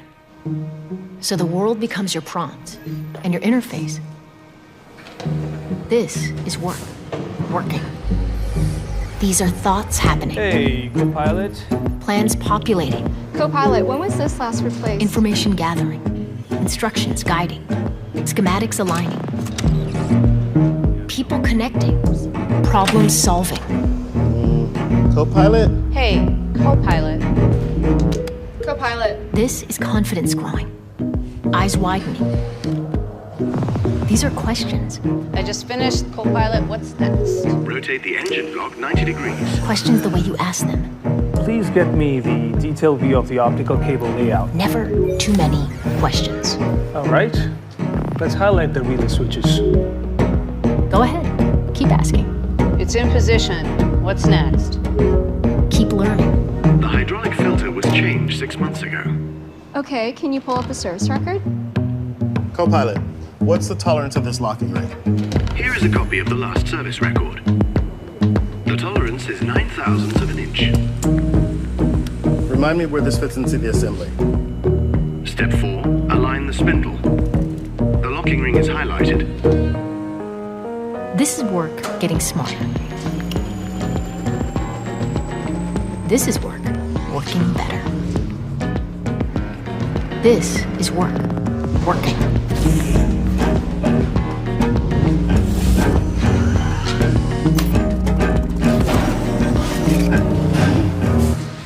This is work making sense of the world around you. Copilot, let Ruth know that I'm finished and close out the work order.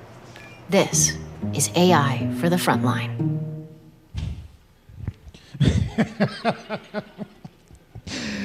Ladies and gentlemen, on this note, I think we just need to brace up for the world we have come into. And I'm calling on researchers in Capic Ace, biotech, different areas, engineering divisions of the institutions. We need to partner in this area so that you can actually realize values a lot more timely. Thank you so much for your time. Thank you very much, Mr. Chooks. Please, our hands together again for Mr. Chooks Opaka for that wonderful one. Wow. Hope we are getting stimulated. I hope we are getting stimulated further. Okay, when the chair organizing was bringing our welcome remark. She said there was an opportunity for somebody to win the Grand Cash Award that has been reserved for the innovation competition that we'll be having during the course of this program. We have some members of judges here seated. They will remain anonymous until the third day, when we shall be calling out the winners. However, please, we will be taking 4 pitch this afternoon, 5 minutes each, 5 minutes each. Please join me as I welcome from M2M.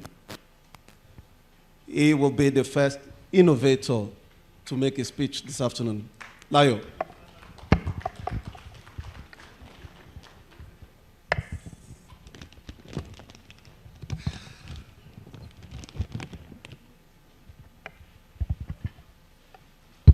Testing. Good evening, everyone. I would like to stand on. Relax. Relax. Good evening, everyone. My name is Ladi Lawal Temilayo, and the name of my company or startup is called M2M, M2M Stores. All right. Tech. M2M is the name of the file. All right, so M2M started with the idea of helping people shop for their kitchen easier. So that's the basic. We want you to be able to get ingredients, to be able to know what you want to eat, all in a very short period of time, with few waste of resources. Okay? So this story began with my mom. In church, we used to have this NGO that we do at the end of the year. So what the NGO entails is, if I'm working too much, please tell me your camera. All right, so what the NGO entails is a lot of people donate money like Ajo. So we combine money together, and then we go buy a product. We go buy products in which we give to charity. So one problem we found was we had a lot of issues getting someone to actually go to the market and get this product. Okay, so it was a very, very big problem. And then we found out that it's not something that was so uncommon. It was really very common, because if you think of it, when you decide you want to go to the market, most times it's not spontaneous. You have to plan ahead. You think, okay, when I get home from work today, I'll head to the market. Because it's not something easy to do. Sometimes you say you want to go to the market for 30 minutes. You find out that you are there, you spent 1 hour, you spent 2 hours. While you are looking for products, you are looking for ingredients. You've not seen the one that you like. You are seeing different things, so many different things that are not according to your taste. Okay, so now what we decided to do was, we decided to get those orders from people online and then streamline it to what they want exactly and get it for them and deliver it. So it was as straightforward, as simple as that. We do the working for you and you pay us for doing that working. That was it. Okay, but now what we are building now, we are trying to scale up. And now this is an existing business. We have traction, we have customers, we have people who have been paying us so far for this same product. Okay, so now what we are trying to do is, tech, please, I'm still waiting. So what we are trying to do is scale up the business into a platform. Now what the platform will help us do is integrate, we've been hearing AI throughout today. So now, this is an application of how AI can work in helping you cook. Simple as that. All right, so now what we tried to do was, we tried to get this AI to the platform, and based on your orders, now you select the ingredients, you select the things that you want, and then the AI can, from your selections, give you recipes. Okay, so you selected spag, you selected salt, you selected crayfish. So you want to cook jollof spag? Do you want to cook spag and white spag and stew? If you say, yes, I want to cook white spag and stew, it shows you the recipe. This is how you cook it. These are the other ingredients you can take. These are the other ingredients you can add to your meal, and this is where you can get them. These are the prices. So all you have to do is just select what you want. And everything is personalized to the extent of, let's use crayfish as an example. Now, there are people that like crayfish grounded. There are people that don't like it grounded. So those that like it grounded, they can decide, I want grounded crayfish. You can say, I want grounded crayfish, and then it personalizes that, and you already note that you always like grounded crayfish. So next time he's suggesting something to you, what you see is grounded crayfish. All right. So, take please my slides. I'm still waiting. M2M. All right. So, moving ahead, what we then tried to implement also to further level was these products that we are delivering and getting to people have our own method of preservation, all natural. So we have, let's say, products like this. This is one of our products of package. This is crayfish. This is catfish, smoked catfish. Now this can last for about 4 months, just like this. Just like this too, you can take it, open it, and start using it to cook immediately. Just like this. And now, what makes this even better is that you do not need to go and step out of your house to get this. You just go to our platform, you order this online, and within a day or two, you get this shipped to you, as fresh as you can find anywhere on the market. All right? So those were the kind of things we thought about. We also thought about the kind of risks, the kind of mitigations, the things that could spoil this growth, this scalability. And the first thing that we found out was, the laws of this country. Now, for example, I'll use NAFDAC as an example. So let's say this is worth 5,500. If we wanted to sell this to a large group of people, bigger than the way we are doing it to, now what we need to do is we need to submit 6 different pieces of this to NAFDAC for testing. That's how much. For one product like this, that's just catfish. How many ingredients do you have in your kitchen? How many things do you want to sell? So these are some of the things, this was one of the problems that we are currently facing, and the semi-solution we've come out is to work with other brands. Okay? So the platform won't only be our products. We partner with brands that already have products at a certain level. Okay, so now you know that whatever you are getting, however products, whatever you want to order from us, it is fresh, it makes sense. What we are doing for you is we are making your job easier. We are simplifying the things you want to do. And that's the innovative idea that we had. And also, another thing that we were considering was in terms of marketing. So you might think that, okay, yes, something like this exists. How do you plan on getting people to it? Now, we already have a platform that we use. We already have traction. We already have customers. All we need to do is scale up.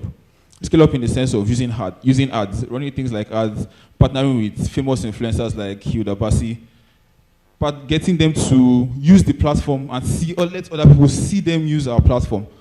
Because this thing is something that we are building right now. It's something that is nowhere in Africa so far. The only copy you can find in the world is Samsung Foods. Now, what Samsung Foods did is they use deep learning. Now, that's a machine learning method using AI to basically allow AI to learn things better. That's the easiest way and the simplest way I can put it. So it learns things better than the other methods or ways that AI has been learning things. So that's what deep learning is. So what they did is that they categorize food. Now they know the nutrients of rice, they know the nutrients of beans. By the way, beans is a carbohydrate, it's not a protein.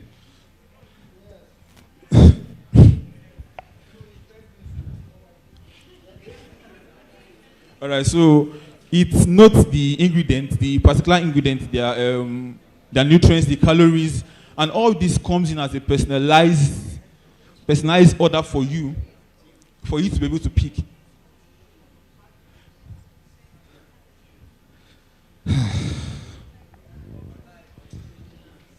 All right, I think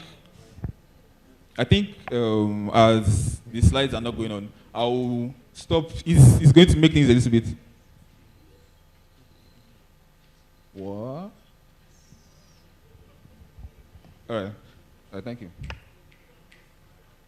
Okay, so unfortunately they couldn't find my PowerPoint. But anyway, I think the basis of what the innovation that we're trying to solve here is bringing this to you with personalized orders, exactly what you want, without you having to step from your room, without you having to stand up from your bed. You know you're going to get home very late. Before you get home, you can order this and this will meet you at home. It's as simple as that. So the market size for this in Africa that's the food e-commerce market size is about $1 trillion. Now we bring it down to Africa. The food, that's not e-commerce in general, food e-commerce. Now the food e-commerce in Africa is $834 billion. Now let's bring it down to Nigeria. The food e-commerce in Nigeria alone is $1.5 billion as of 2023. Now imagine we take just 10% of that pie. What kind of profit? Man, I can daydream. Anyway, I think that's what we have, and that's what I have to present. Thank you very much. Also, sorry, we are outside, in case you want to buy.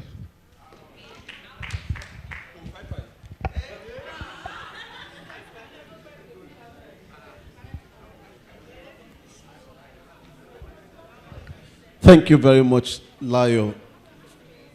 Next to come up stage and make his presentation is Akitayo Ore from Exsoft Grid. Hands together as we receive Akitayo. 5 minutes.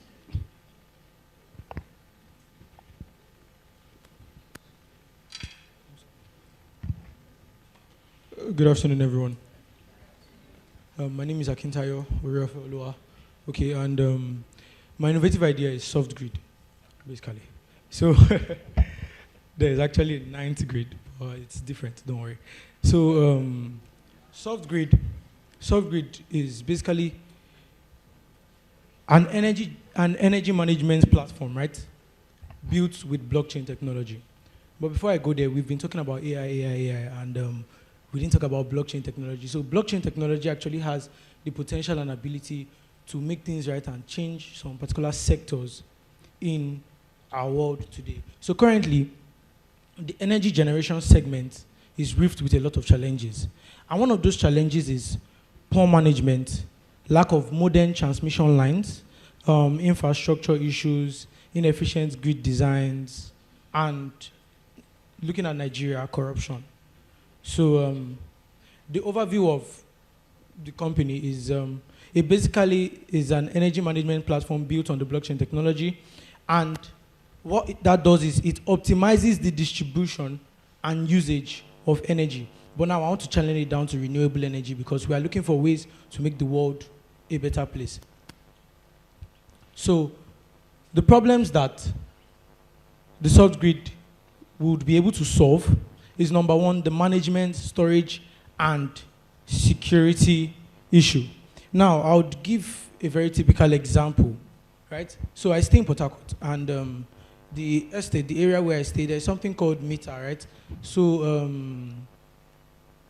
a particular individual, right, he bypassed the meter to receive direct light. Now, the record was with the PHEDC, that's the electricity distribution company. And they came to look for him and all that. So after looking for him, he settled the officials that came to his house. And they went back to the office and they cleared the data. So that's putting the EDC at loss. So they are giving him free light. He's not paying for what he's using.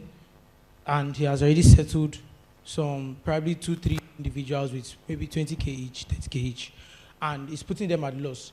But using the blockchain technology, payments and data imputed on that technology or on this platform cannot be altered, cannot be changed. So whether you settle me as an individual working for the PHEDC, I can't change it for you. You will still have to pay them, and they will still have to make their money. And now, it also makes auditing very easy for them because their money will be saved. One, you can tell who is mismanaging the fund, where the fund is going to, and where it's not going to, because this is on the blockchain technology. So we also have energy trading, right? You would not love to pay for what you didn't use. It's as easy as that. So our platform gives you the opportunity to know exactly what you are using, the amount of energy.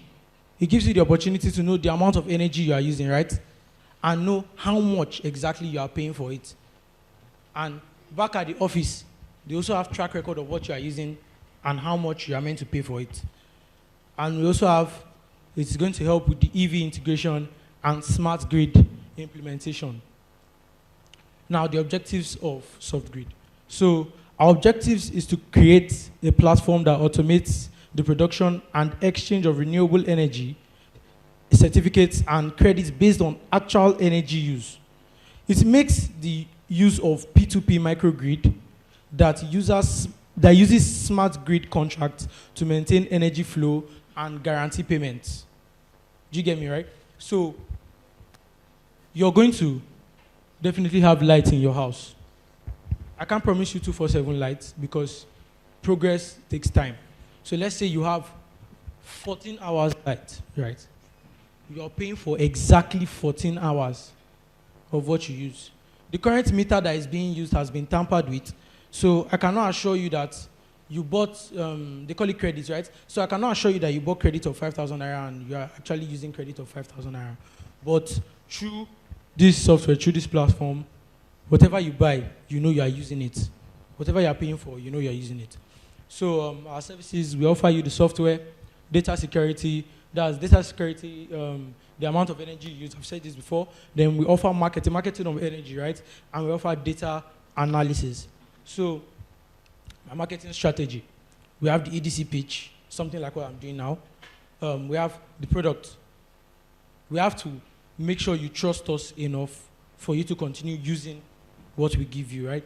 And we have the price because you are getting exactly what you're paying for. And we have promotions, social media ads and all that. Our target market, basically our target market is private individuals, real estate, and the government. Now, if you notice, private individuals carry the color, the dark blue color. That's the one at the top. Okay, sorry. Please follow me, thank you. It carries the one at the top. And the private individuals is already a complete triangle. Already a complete triangle. Because private individuals will definitely make up the real estate. And from private individuals, we also make up the government, right? So if private individuals adapt to this system, adapt to this software that is ongoing, I can assure you that private individuals who have real estate companies will also adapt to this. And by the time in a state of maybe we have a state and we have like 10 real estate stuff in the state, and let's say 7 out of the 10 have adapted to this, the government will look into it and adapt to it for mass distribution of energy and electricity. One thing about the triangle is this: it has 3 sides, and whatever happens to one changes the other, right?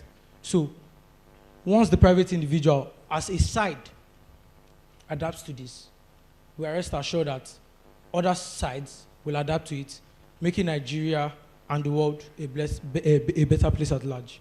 Thank you very much. Thank you very much, Akitayo Oreofeoluwa, for your presentation. Next, I'll be bringing up stage Daniel Jesu Shegun, renter. Our hands together for him. And please, we'll be availing Layo 5 minutes to come back and make his presentation now that we have his slide ready. Layo, please be prepared. You're welcome.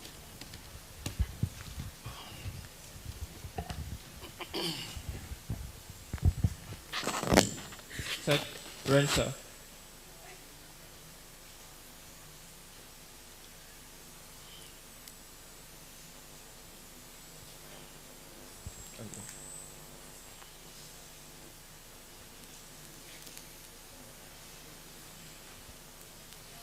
All right. Hello, everyone. My name is Daniel Jeshegun, and I'm one of the co-founders at Renter.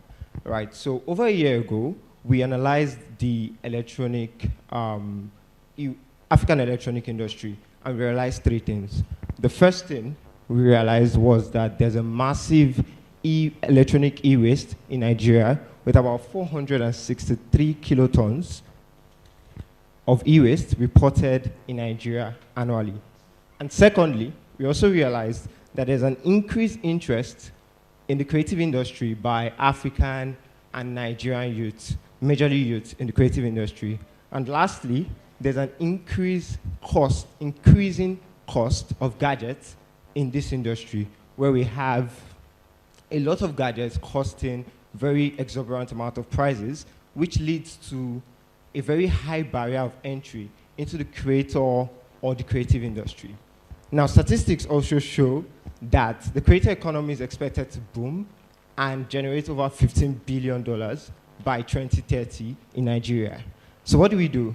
We decided to develop a circular economy solution, right, by creating a digital platform that enables peer-to-peer gadget lending for African creatives in Nigeria, giving purpose to dormant or unused gadgets, right? So Renta is a P2P marketplace that connects high-end gadget owners to people who would want to rent these gadgets in Nigeria for short-term and quick use. So basically creating a circular economy where you do not need to own gadgets, right, before getting into the creative industry, right? And the market is very huge, and we have two major target markets. The first are agencies, studios, or individuals who would like to rent out their gadgets. And the second are creative youths, creative young people, podcasters, creators, video editors that would also want to borrow these gadgets for short-term and quick use.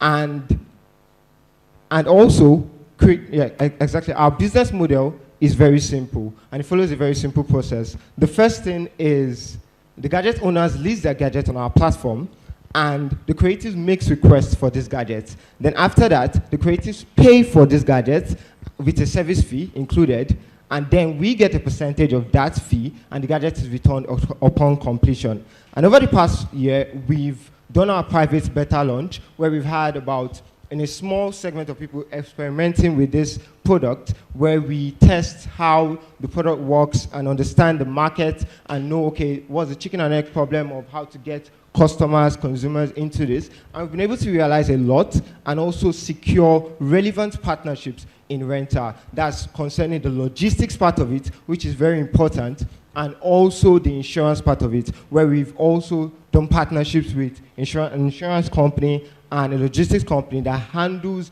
the entire process while we focus on our product. And then we've also had a number of traction over the past year, about three webinars.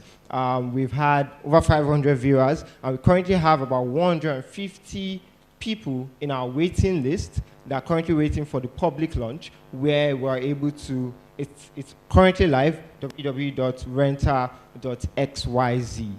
So we are aiming for Renta to be a global marketplace, creating a circular economy for creatives globally. Thank you very much.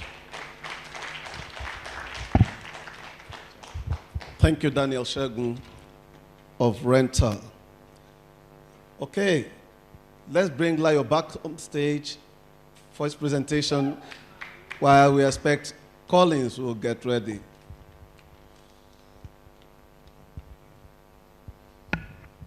Thank you. We can say the devil is a liar, Abi. All right.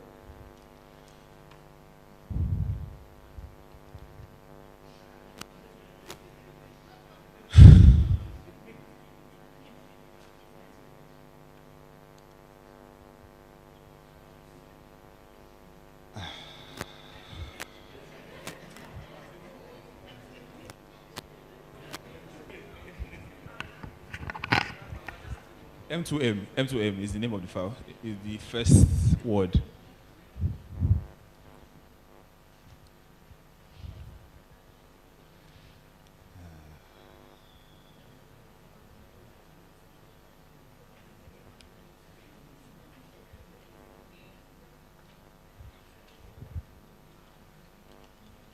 So this is a bag of snails. Yeah, snail. So this is dehydrated. And this will last for at least 4 months before you can see anything. It's not easy. So this is 17,000. Ah.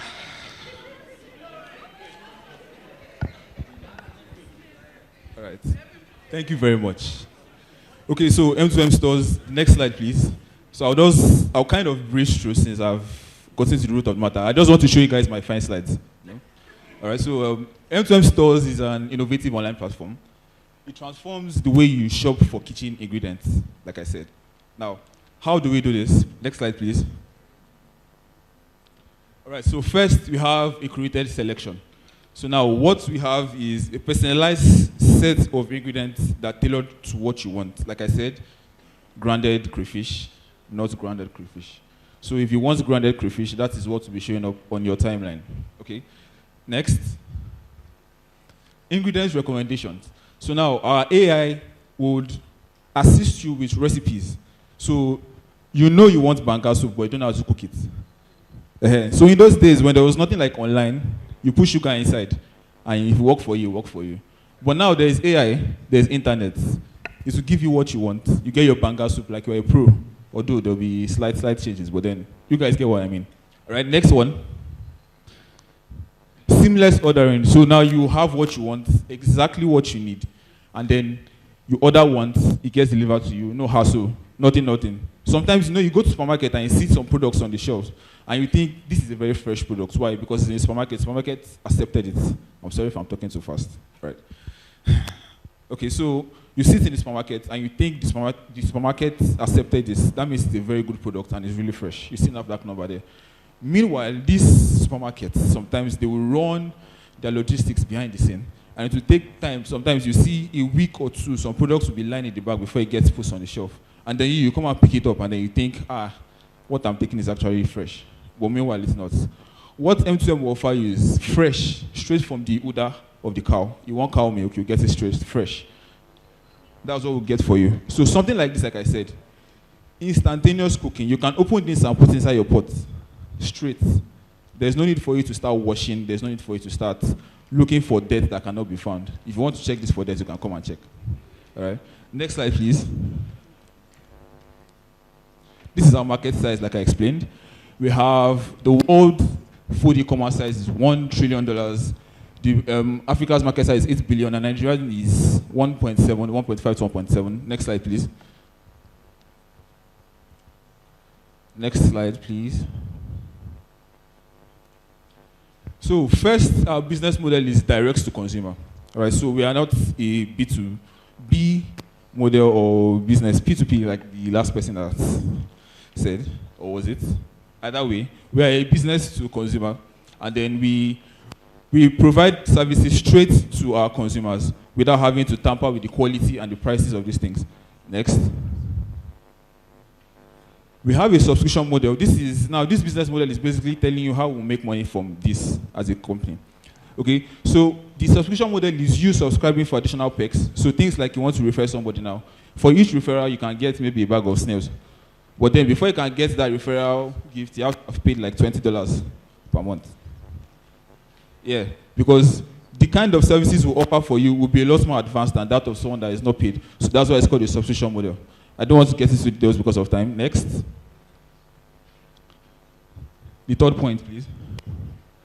Partnerships and collaborations. Like I said, we partner with brands. This is going to push the business, push popularity, let people know what we are doing, who we are, how we do our things, how we run our things, and where they can find the fastest, the cheapest, and the most fresh or freshest products you can find in Nigeria anywhere.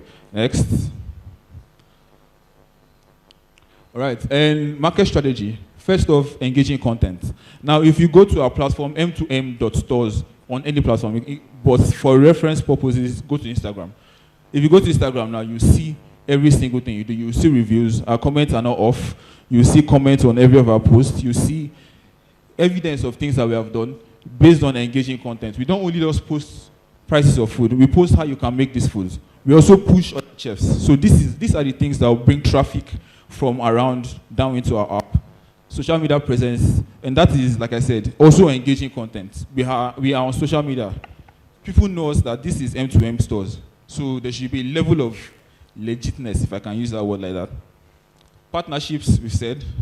Partnering with people like big influencers or chefs. And then the loyalty program, exclusive perks, discounts. You get a discount after being on our app for a long time. You get a discount on Disney. On our Disney is 17,000 naira. But now you get a discount of maybe 0.2%. You guys get. That was a joke. Next slide, please.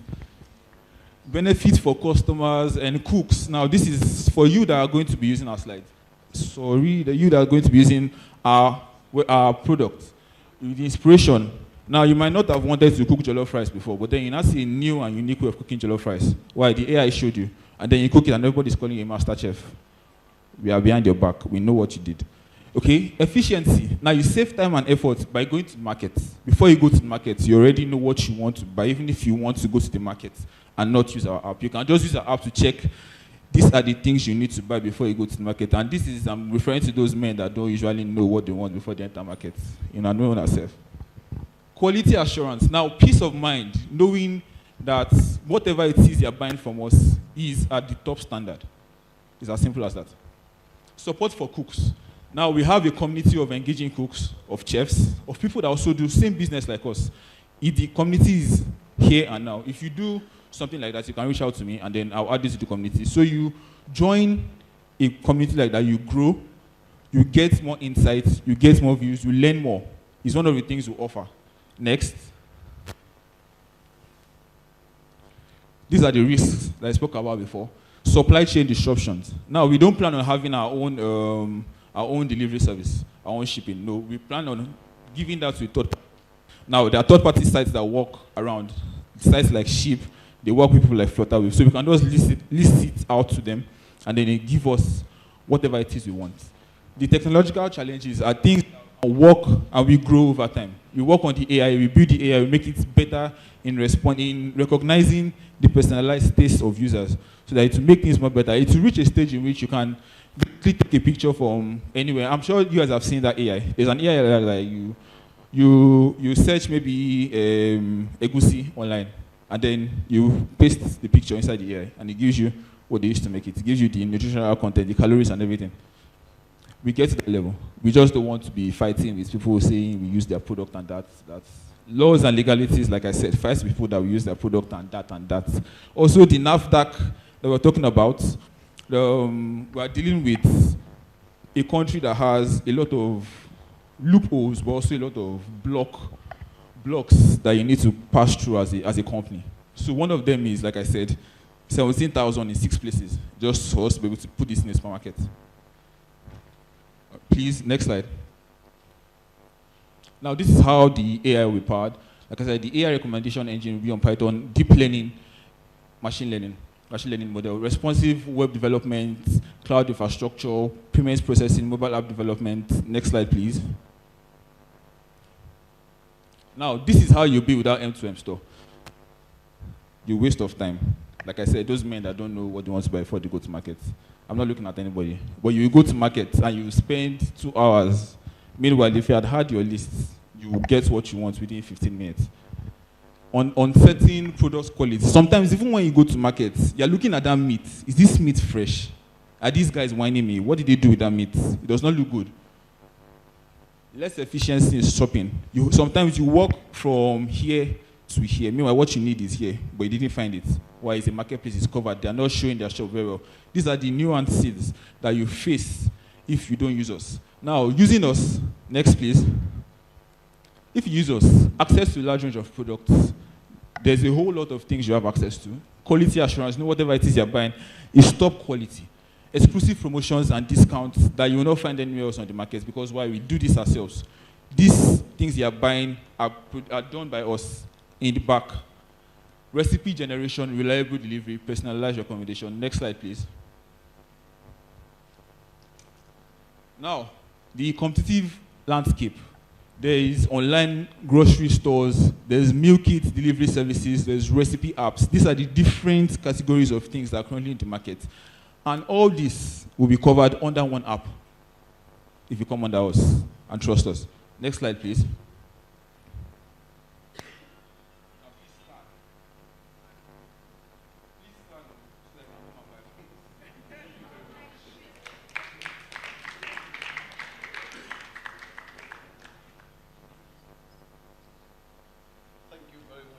Please, can we put our hands together again for him?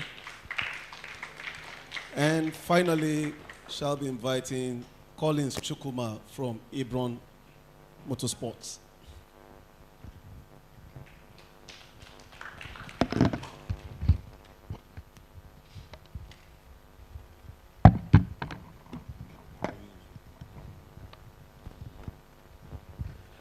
Good afternoon, everyone. So my name is Collins Chukuma, and I'm a 300 level student of mechanical engineering here in Covenant University. My name is Victor Ezekiel, and I'm a mechanical engineer. TC, please.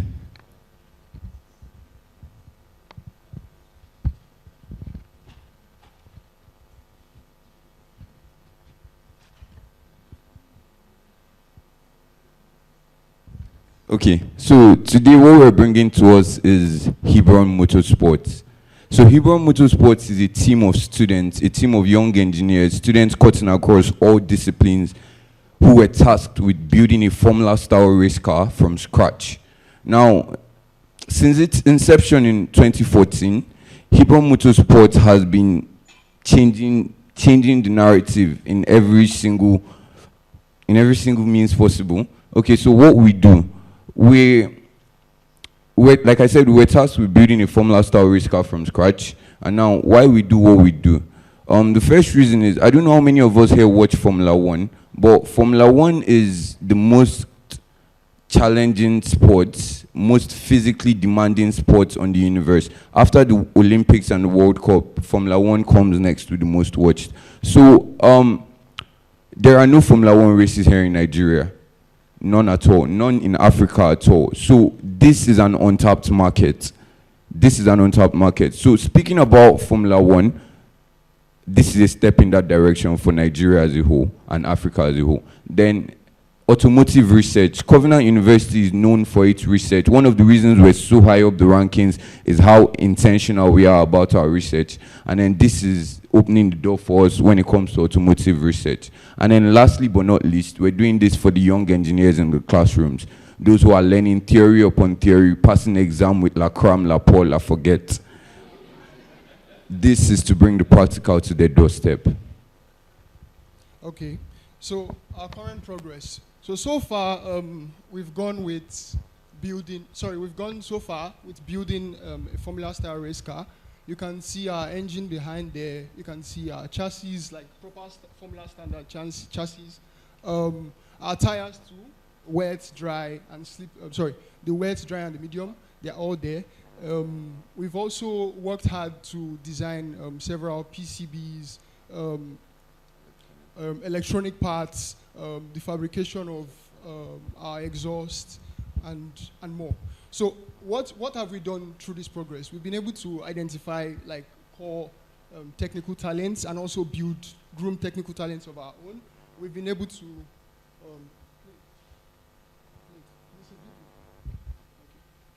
Next slide, it's a video, no previous. Yeah, please.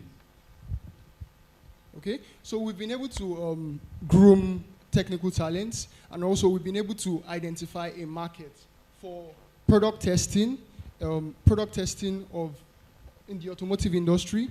For example, brake systems, suspension systems, your engine. We can do that for you. At the same time, okay, you can see us at work there. We've come quite far. Okay. These are our tires, the welding.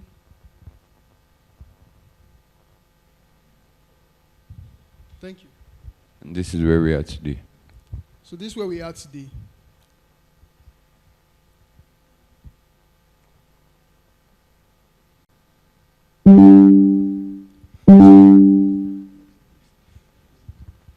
Okay, so what we are looking at moving forward, right? Into the future, we've been able to identify how we can organically create a business around our products, right?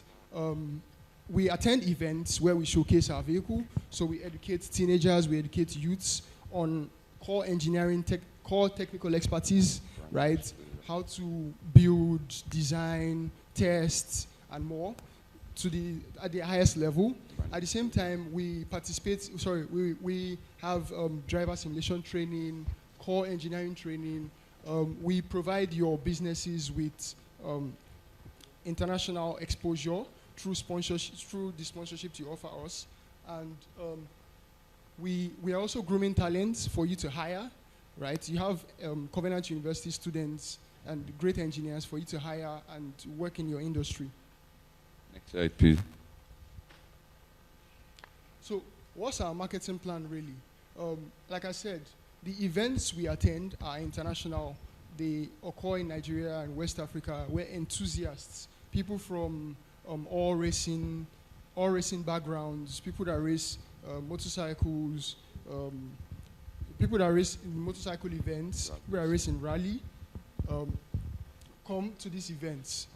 We're leveraging on this and our alumni committee to gather, to build this company around. To build our community. At the same time, we partner with Coscharis, people like Coscharis, SolidWorks, ANSYS, strong companies in the engineering industry, in design, in fabrication, in manufacturing, in support, in sales, in services, to form our organization. Next slide, please. Okay. So, what differentiates us from your average roadside mechanic? Well, first of all, we have we provide with an untapped market, we satisfy an untapped market of racing enthusiasts, of racers in Nigeria and in West Africa. Okay? At the same time, we are engaging in making teenagers and other youths, especially ladies, understand how to build and how to participate in core engineering processes. So far, the risks we have are in exporting our vehicles. We have some competition there, and also in the cost of parts we have available in Nigeria. Next slide, please. So these are socials, and one thing I want to say is that how much further than an untapped market in an entire continent does innovation go? We're talking about automobile engineering in Nigeria. We're talking about automobile engineering in Africa, talk less of the research that can be done. Now, every single individual that graduates with a B Engine degree from Covenant University, from Unilag, from UI, they don't have anywhere to practice. There is no single assembly plant in Nigeria. There is no single automobile assembly plant, talk less of the aeronautic and the naval. This is a step in that direction. Thank you very much.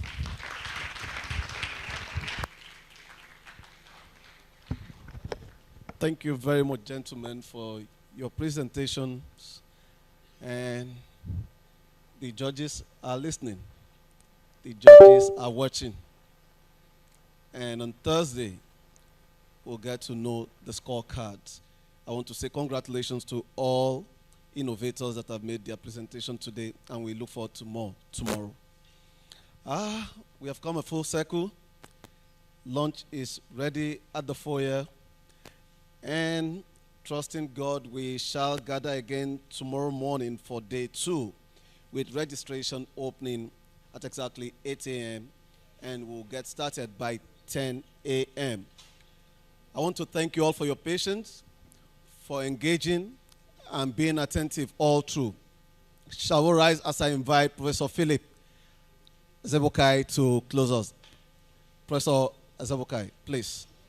Please, shall we remain standing in honor of God as we close? Shall we remain standing? Thank you.